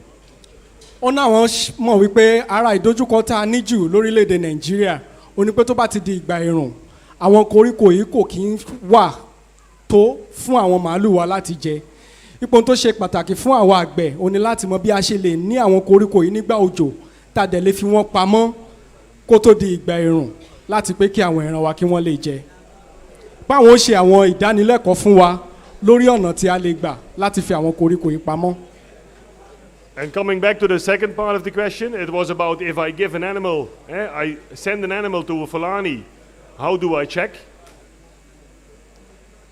If you look at a developing cow, from calf till full-grown cow, size and body weight are the two things that are most important to get them to a full-grown cow. Okay, so eventually you want to check a few moments, 1 year old, 1.5 year old, coming back, pregnant, not pregnant, those are the moments to check and agree on a certain level of development, looking at body weight and body size. ó ń ṣàlàyé síwájú sí pé ọ̀nà tí a lè gbà láti mọ̀ bóyá màálù wa ń dàgbà pàápàá wa tá à ń fi màálù sọ́dọ̀ Fúlàní òun ni nípa ìwọ̀n tí wọ́n ti ní àti nípa bí wọ́n ṣe tóbi sí lára pé ohun méjì yìí ló ṣe pàtàkì fún màálù wa láti ní kó tó di pé wọ́n á lè bí àti pé wọ́n á lè ṣe bó ṣe yẹ kí wọ́n ṣe pé àwa àgbẹ̀ a ní láti ṣe àwọn àyẹ̀wò méjèèjì yìí bí wọ́n ṣe wúwo sí àti bí ara wọn bó ṣe tóbi sí. And in the meantime, it's your animal, so go and check. And if you're not happy, talk to the owner, yeah, but go and check. Gẹ́gẹ́ bí àgbẹ̀ a gbọ́dọ̀ mọ̀ wípé àwa la ní ẹran kò ṣe Fúlàní ta fún. Ó wá ń gbìyànjú ó ń gbà wá nímọ̀ràn pé gẹ́gẹ́ bí àgbẹ̀ kí a máa lọ sọ́dọ̀ àwọn Fúlàní ní òrèkóòrè láti ṣe àyẹ̀wò àwọn màálù wa. Ṣé ní tòótọ́ ni wọ́n ní ìwọ̀n tó yẹ kí wọ́n ní? Ṣé tòótọ́ ni wọ́n tóbi bó ṣe yẹ kí wọ́n tóbi? Tí ò bá tẹ́ wa lọ́rùn kí a bá wọn sọ̀rọ̀ ká dẹ̀ ṣe àyẹ̀wò tó péye tàbí àtúnṣe tó péye pẹ̀lú wọn. So, on the question on how do we get the cows from Brazil, unfortunately, even with a good stick, we cannot convince them to swim over the ocean. Wọ́n sọ̀rọ̀ nípa yé pé ọ̀nà wo ni a lè gbà láti ní ẹran tí àwọn ń ṣe àtẹnumọ́ ẹ̀ láti orílẹ̀-èdè Brazil. Pé ìṣojú kan tí àwọn ní jù ó ní pé bí àwọn ṣe lè kó wá sí orílẹ̀-èdè yìí pé pẹ̀lú gbogbo àwọn àyẹ̀wò táwọn ní láti ṣe. So we're working with Joel and the colleagues from WAMCO to find a different solution, maybe bring them on a boat or something else, but we don't know yet how that will work. Ṣùgbọ́n àwọn tí ń ṣiṣẹ́ papọ̀ pẹ̀lú arákùnrin John àti gbogbo àwọn ilé tó ní ilé iṣẹ́ yìí láti wá ọ̀nà tí àwọn lè gbé gbà láti kó àwọn ẹran wọ̀nyí wọ orílẹ̀-èdè wa Nàìjíríà fún ìdàgbàsókè àwọn màálù wa. But even if we manage to do that, it will be 1 or 2 times, but that's not sustainable. So the way to improve your genetics is through artificial insemination. Ipe lótìtọ́ àwọn lè ṣe eléyìí kó ṣeé ṣe ṣùgbọ́n kò lè wà títí láti máa kó àwọn ẹran tó ti lóyún láti orílẹ̀-èdè Brazil tàbí àwọn tó fẹ́ lò láti máa kó àwọn ẹran yìí gangan wá sórílẹ̀-èdè yìí ṣùgbọ́n ọ̀nà kan tó fi lè jẹ́ pé àwọn lè mú kí ìdàgbà àwọn ẹran orílẹ̀-èdè Brazil kó wà ní Nàìjíríà òun ni nípa artificial insemination tí à ń pè ní ìdàpọ̀ títẹ̀ àtọwọ́dọ́wọ́ láì jẹ́ pé àwọn ẹran gunra wọn fúnra wọn. And the good news is now we have straws of semen from Girolando in Nigeria, and how you can access them, I'll let my other favorite Nigerian after Antetokounmpo, John, to talk to you about how that's possible. Ìròyìn ayọ̀ tí àwọn dẹ̀ ní ni wípé lọ́wọ́lọ́wọ́ báyìí àwọn ti ní àtọ̀ àwọn ẹran láti orílẹ̀-èdè Brazil àwọn ti ní tí ó dẹ̀ ń bọ̀ wá sórílẹ̀-èdè Nàìjíríà pé ọ̀nà tí a ó gbà tá a fi rí àwọn àtọ̀ yìí gbà tó fi jẹ́ pé àwọn ni a ó fi sí ara àwọn abo ẹran wa tí wọ́n fi bí tirú orílẹ̀-èdè Brazil ta níyì òun làwọn ń ṣètò lọ́wọ́lọ́wọ́ táwọn ó dẹ̀ jẹ́ ká mọ̀ láìpẹ́. Ẹ jẹ́ kí n sọ eléyìí dáadáa wọn kò easy àti gbé àwọn màálù yẹn wá ṣùgbọ́n àtọ̀ wọn náà fẹ́ kó wá so ẹ̀yin náà wá mọ̀ bẹ́ẹ̀ ṣe máa bóyá ẹ wá ó ti wà gangan so àwa la máa ṣe àwọn tó ń kọ́ ní bọ́n ṣe lè ṣe kínní àwọn Mr. Samson and co wọ́n ti wà ń bì so tó bá di táìmù ìdánilẹ́kọ̀ọ́ ẹ gbọ́ dáadáa ń pẹ́ that means pé táwa fẹ́ ṣe ìdánilẹ́kọ̀ọ́ ẹ gbúdọ̀ ṣe kínní o ẹ gbúdọ̀ wá Ọlọ́run á ràn wá lọ́wọ́. Number 2 wọ́n ti dáhùn. Number 3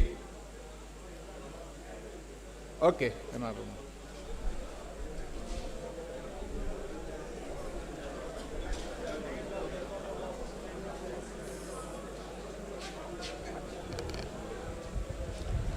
Orúkọ tèmi ni Adéìgbé Fọláṣadé láti Kúta.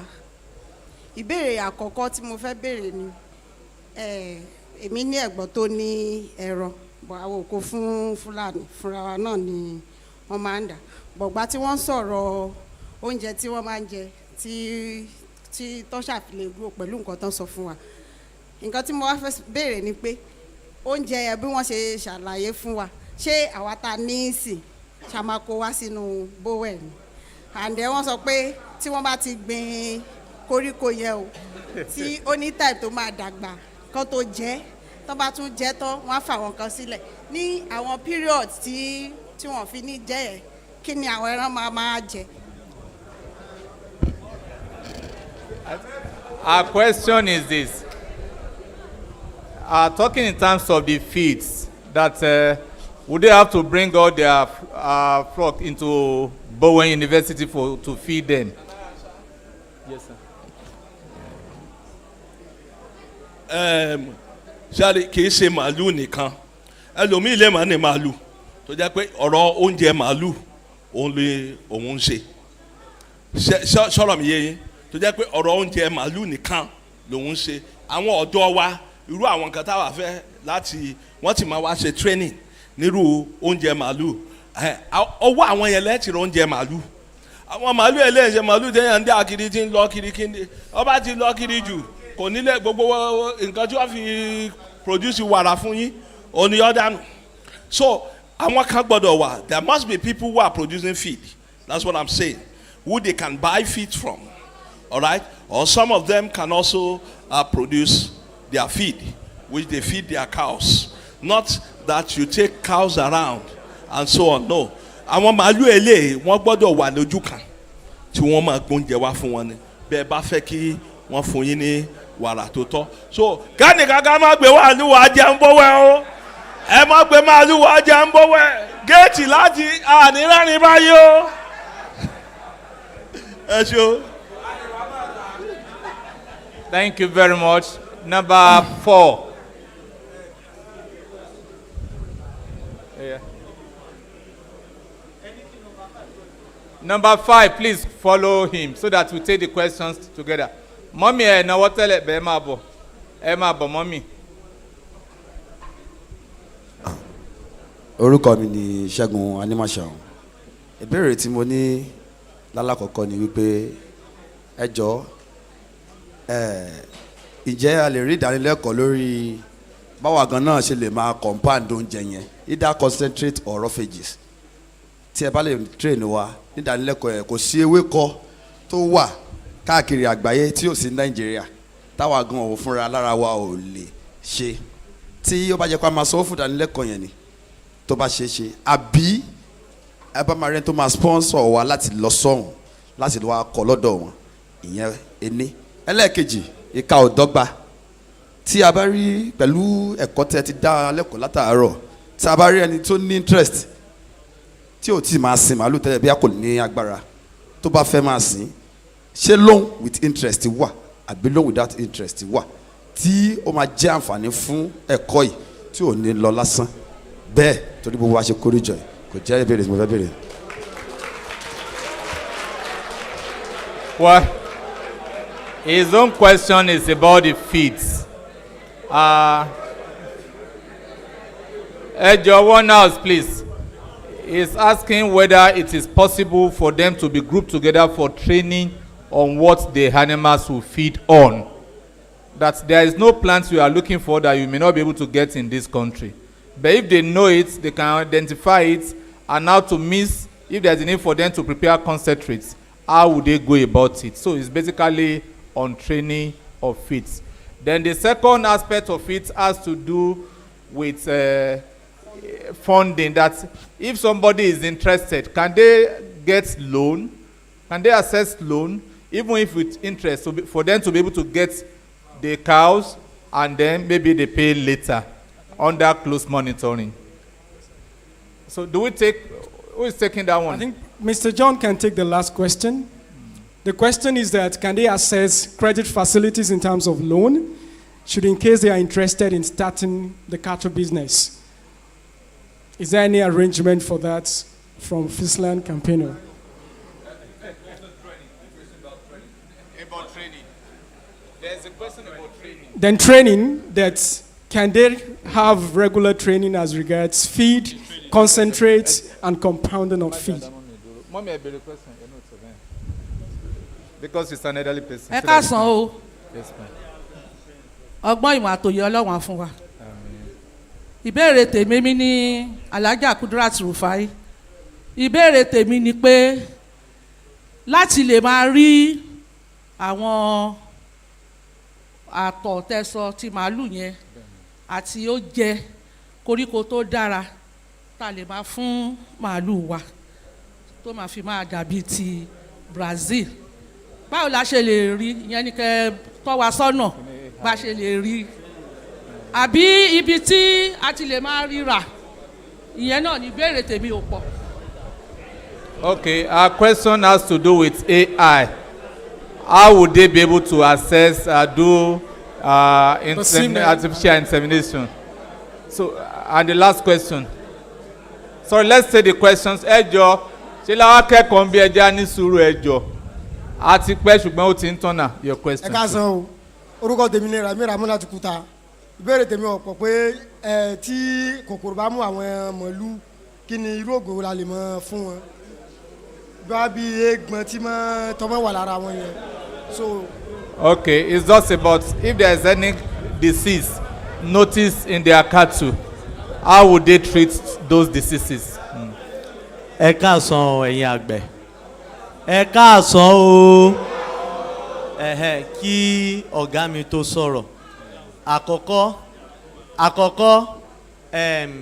nípa gbogbo nǹkan nípa màálù la máa kọ́. Ṣé rí nǹkan tá a kàn ṣe yìí? A kàn fi tọ́ yín lẹ́nu wò ni. Ṣé ó yé yín?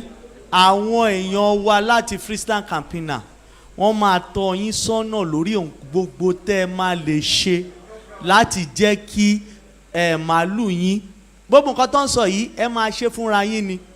A máa mú bí àwọn nísìn wọ́n ti ní àwọn irúgbìn tó jẹ́ pé tẹ́ ẹ bá gbin koríko fúnra yín tí koríko yẹn bá wù ó níbi tó máa ga dé tẹ́ fi máa gé ó ní bẹ́ẹ̀ ṣe máa gé ó ní bẹ́ẹ̀ ṣe máa fi pamọ́ ó ní bẹ́ẹ̀ ṣe máa fi fún màálù iye tẹ́ máa fún ní ẹsẹẹsẹ gbogbo rẹ̀ la máa kọ́ yín pátápátá tó máa yé yín ṣé ó yé yín so kì í ṣe pàkọ́ fi yín sílẹ̀ a máa kọ́ yín ní ẹsẹẹsẹ tẹ̀lé nípa ti àrùn màálù lágbára Ọlọ́run dókítà ẹran lèmi dókítà màálù lèmi tó kọ́ṣẹ́ tó dẹ̀ mọṣẹ́ so gbogbo àwọn nǹkan kan tí ẹ máa ní láti mọ̀ ẹnìkan sọ̀rọ̀ ní àìpẹ́ yìí ó sọ mo béèrè wípé rògùn wo ló fún màálù ẹ̀ mo níbo ló ti wá ó ní China kí nìdí ó torí pé kò wọ́n ṣe rí àwọn nǹkan tí kò wọ́n gbà mí ó tún máa ń kó ó máa ń ṣe wàhálà sí ó máa ń kó wàhálà bá ẹran sí nǹkan tó yẹ kó tọ́jú kò ní rí tọ́jú so gbogbo èyí gangan bẹ́ẹ̀ ṣe lè rí àwọn oògùn tó dáa bẹ́ẹ̀ ṣe lè dààmú gbogbo ẹ̀ la máa kọ́ yín so nọ́mbà wa gan a máa fún yín as many tó bá fẹ́ nọ́mbà wa a máa fún yín àti bẹ́ẹ̀ ṣe lè gẹ́ẹ̀tì gbogbo ẹ̀ so àwọn Olúwaṣeun come forward please so ẹni yìí gangan ni ọ̀gá wa ní Ọ̀ṣun state òun gangan ni Olúwaṣeun ló ń jẹ́ ṣeun ló ń jẹ́ so ó máa wá ní ọ̀sọ̀ọ̀sẹ̀ so èmi àti àwọn ọ̀gá àti gbogbo wa a máa yanjú bí a ṣe máa ṣe àwọn ẹ̀kọ́ yẹn kì í ṣe ẹ̀kan ó ní ẹ máa fi mọ gbogbo ẹ̀ ṣùgbọ́n gbogbo ẹ̀ ló máa yé yín dáadáa kéye péye tó ó dà pé Yorùbá mi ò dá ṣùgbọ́n mo gbìyànjú. ṣé ìwọ.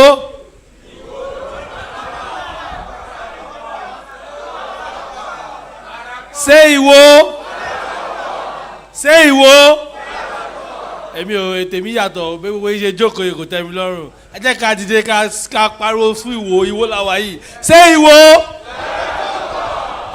mi rí omi ìgbọ́ o ṣé ìwọ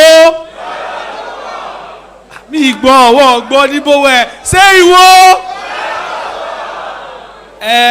èmi àwọn ọ̀gá mi ti sọ ẹ tó pọ̀ jù àtàwọn àwọn tó pè mí lọ́gàá àwọn lọ́gàá mi gangan ṣùgbọ́n màá bẹ̀rẹ̀ láti nǹkan tí àwọn màmá wa sọ alájà lórí ọ̀rọ̀ loan tẹ́ fẹ́ gbà ètò kan wà tí ìkànnì àwọn ọ̀gá wa ara àkọ́tà à ń sọ ta ní pé àǹfààní tó ń mú wá nìyẹn tó ń ṣe lọ́wọ́ wọ́n ń ṣe àyẹ̀wò kan lọ́wọ́ tó máa jẹ́ kí ẹ lè rí irú àwọn owó yẹn gbà ṣé mọ̀ pé tẹ́ bá fẹ́ gba owó nísìn tẹ́ bá lọ báǹkì ẹ mọ̀ yẹn tó wọ́n máa ṣe kí ni wọ́n máa ṣe kí ni ó máa ṣe kí ni tẹ́ bá gba lóògì rẹ̀ kó máa ṣẹlẹ̀ báyìí á ṣe kí ni á gé wa lọ́rùn tó reason tó ṣe bẹ́ẹ̀ ni pé àkọ́kọ́ àmọ́ èló ló máa pa wọlé fún wa èló ní gbogbo ẹ̀ torí ẹ̀ làwọn báǹkì mi gan ọ̀tẹ̀ ní fún yín ṣùgbọ́n ọ̀gá wa láti ìlú òyìnbó wọ́n ti gbé àwọn ètò kan kalẹ̀ tá à ń ṣe lọ́wọ́ tó ń bá ti ṣe tán à lè mọ òkè o ẹ fẹ́ gba loan oye báyìí o business tẹ fẹ́ lọ yìí oye báyìí lẹ máa nídìí fún àti gbogbo ẹ̀ so ìyẹn máa wáyé ṣùgbọ́n pé ẹ máa lọ báǹkì ìsìnkú mo fẹ́ ra màlúù oríṣiríṣi kan tí wọ́n máa béèrè lọ́wọ́ yín pọ̀ wọ́n á béèrè owó ilé wọ́n á béèrè ìwé ilé wọ́n á béèrè gbogbo ẹ̀ gbogbo nǹkan báyìí torí ẹ̀ láti fẹ́ ṣe ìdánilẹ́kọ̀ọ́ yìí ìyẹn wá mú mi lọ sí question kejì tẹ́sẹ̀ pé ṣá máa ṣe ìdánilẹ́kọ̀ọ́ eléyìí tá à ń ṣe yìí là ń pè ní awareness a lò ó kẹ́ lè mọ̀ pé a fẹ́ ṣiṣẹ́ pẹ̀lú yín torí ẹ̀ la ṣe kó àwọn tó fẹ́ tó láti lóyìnbó wá tó àwọn onímọ̀ àwọn experts tó máa kọ́ wa bá ṣe ń ṣe ṣùgbọ́n àwa náà máa ṣe training fún yín mo ń rọ̀ yín pé tá a bá ti pè fún training tá a máa ṣe kò ṣe relé lásán báyìí a máa ṣe ní ìsọ̀rí a dẹ̀ máa wá from local government to local government ṣùgbọ́n Bowen la máa lò bí center tá a máa fi máa bẹ̀rẹ̀ nǹkan tá à ń ṣe èmi máa rọ̀ yín pé tá a bá ti fẹ́ bẹ̀rẹ̀ training yẹn tó bá jẹ́ ti oní àtọ̀ ni bẹ́ẹ̀ ṣe ní afẹ́rẹ́ àtọ̀ a máa bẹ̀rẹ̀ pẹ̀lú ẹ̀ very soon a máa sọ fún yín Bowen náà dẹ̀ a máa lo Bowen àjẹkẹ́ mọ̀ pé ọjọ́ báyìí la fẹ́ ṣe nǹkan tèmi máa rọ̀ yín ni pé tá a bá ti pè yín ẹjọ́ yẹ ká ètè dé kó lè pẹ́ bí wákàtí méjì wákàtí a máa tètè ṣe tán kíákíá a máa ṣe tán a máa lọ kò ṣe eré ìdámadóde òyìnbó àjọ máa sọ gbogbo nǹkan tẹ bá fẹ́ a máa ṣe wọ́n á fẹ́ rọ̀ yín nǹkan kan tí mo fẹ́ sọ fún yín ni pé kò jọ̀nà kẹ́ ṣe àgbẹ̀ onímàálù o èèyàn kan lè jẹ́ àgbẹ̀ onímàálù èèyàn kan lè jẹ́ àgbẹ̀ olóúnjẹ bá ń pàtẹ́wọ́ fúnra yín àgbẹ̀ olóúnjẹ àwọn nǹkan bẹ́ẹ̀ yẹn a máa ṣe lẹ́yìn ọkọ̀ọ̀kan gbogbo nǹkan tẹ bá fẹ́ wọ́n ti sọ pé olúwa ṣe wọ́n àmì báyìí ṣùgbọ́n àwa náà máa wá àtàwọn Bowen University gbogbo wọn lájọ máa ṣe papọ̀ adúpẹ́pẹ́ wa àpè yín ẹ wá ọlọ́run àwọn ajẹ́kẹ́ kí ni wa kó bá lọ síwájú sí ẹ ṣe gan.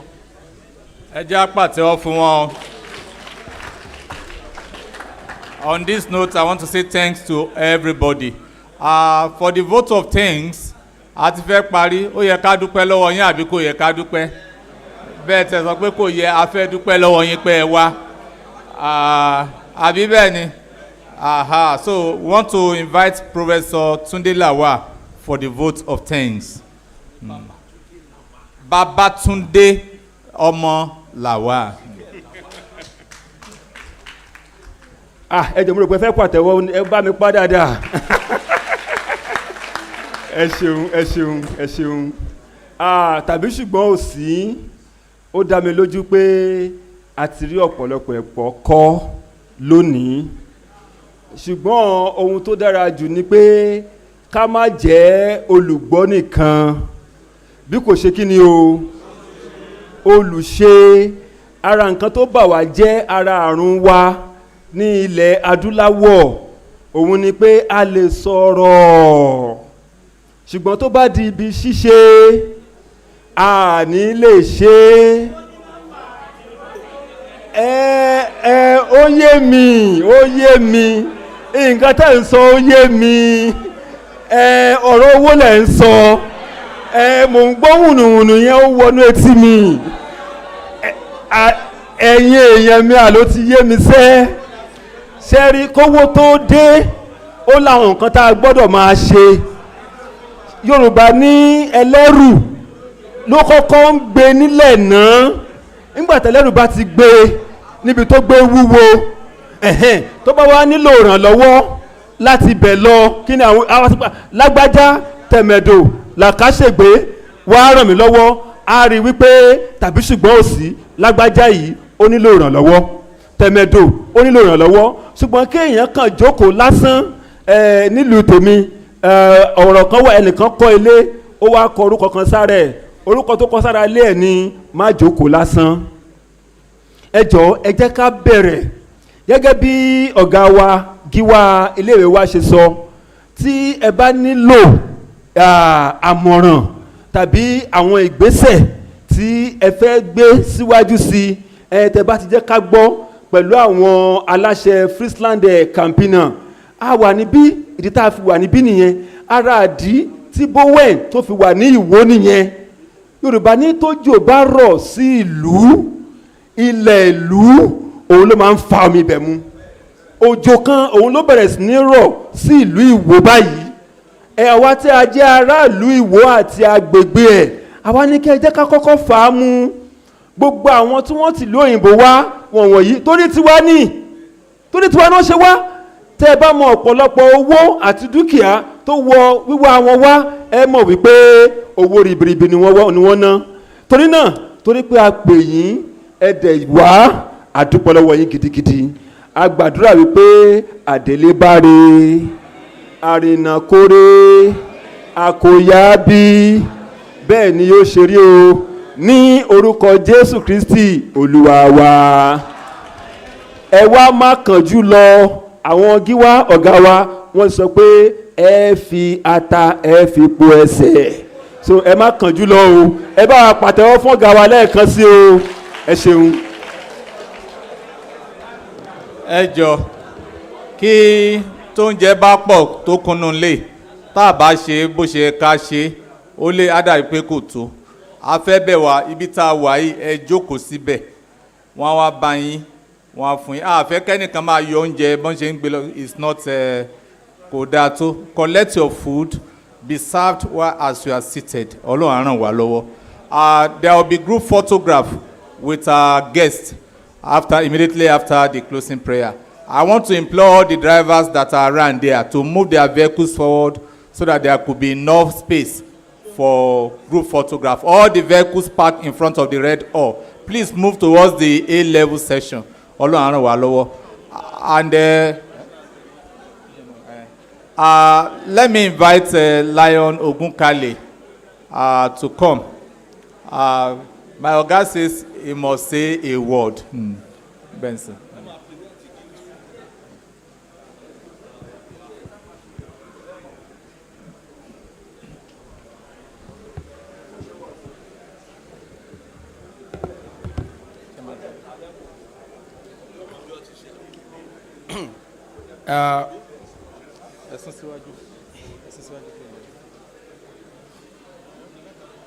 adúpẹ́ lọ́dọ̀ Ọlọ́run pé a dá ọjọ́ pé a mú láti dúpẹ́ lọ́wọ́ gbogbo wa pé bó tiẹ̀ jẹ́ pé ìpè yẹn fẹ́ bọ́ sí bí ìpè pàjáwìrì ní Ìwó Ayédire àti Ọláolúwa síbẹ̀síbẹ̀ ẹ pè wá lọ́mọdé ẹ jẹ́ ìpè wa Ọlọ́run ní kọ ohùn yín ìgbà tẹ́ ń bọ̀ ẹ mọ̀ nǹkan tẹ́ ń bọ̀ wá ṣe ń bí èmi náà ò mọ̀ ọ̀ tí mo bá tiẹ̀ mọ̀ tí mo bá sọ kò wúlò mọ́ bọ́ gbogbo wa ti fi ojú rí báyìí ìbẹ̀rẹ̀ lélẹ́yìí Ọlọ́run Olódùmarè yóò kà wá yẹ dópin lẹ́ẹ̀kan sí àdúpẹ́ lọ́wọ́ yín. On behalf of the management and staff of Bowen University, we want to thank you for your coming to Nigeria, you're coming to State of Osun, and particularly you're coming to Bowen University to partner with us. With all assurances, we are ready and willing to partner with you. And God willing, at the end of the day, we shall record success in Jesus' name. On behalf of Bowen University and the management team, I present this to your team. In the name of the Father, in the name of the Son, no photograph, and the Holy Spirit. Please.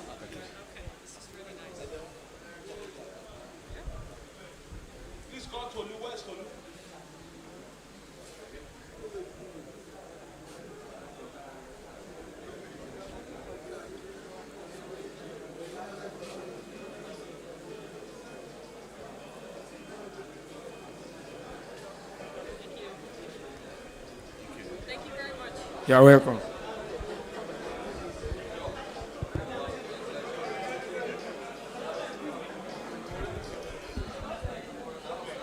What's wrong with you? You can't be on duty and be playing. Only for your photo. Ọ̀rọ̀ fọ́tò tí parí sọ̀rọ̀ ṣé wọ́n ti closing prayer wọ́n ti rárá wọ́n ti ṣe closing prayer. Okay, ẹ jẹ́ àgbàdua. Father, we thank you for this program that tí a bẹ̀rẹ̀ tí ó sì parí ní ayọ̀. A dúpẹ́ fún ibi tí ẹ ràn wá lọ́wọ́ dé. Nígbà tí a tún mọ̀ tẹ̀síwájú nípa prógrámù ọ̀rọ̀ wàrà àti bẹ́ẹ̀ bẹ́ẹ̀ lọ. Olúwa, a fẹ́ kí ọgbọ́n àti òye tí èèyàn fi ń ṣe àṣeyege ẹ fi jíìkì wa. A dúpẹ́ lọ́wọ́ yín fún gbogbo àwọn tí ó ti wá nígbà tí wọ́n mọ̀ padà lọ. Olúwa, ẹ mú wọn délé wọn ní ayọ̀ àti àlàáfíà. A dúpẹ́ nítorí pé jù bẹ́ẹ̀ lọ lẹ́ ṣe fún wa torí a tọrọ tí a béèrè ní orúkọ Jésù Kristi Olúwa àti olùgbàlà wa. Àmín, àmín, àmín.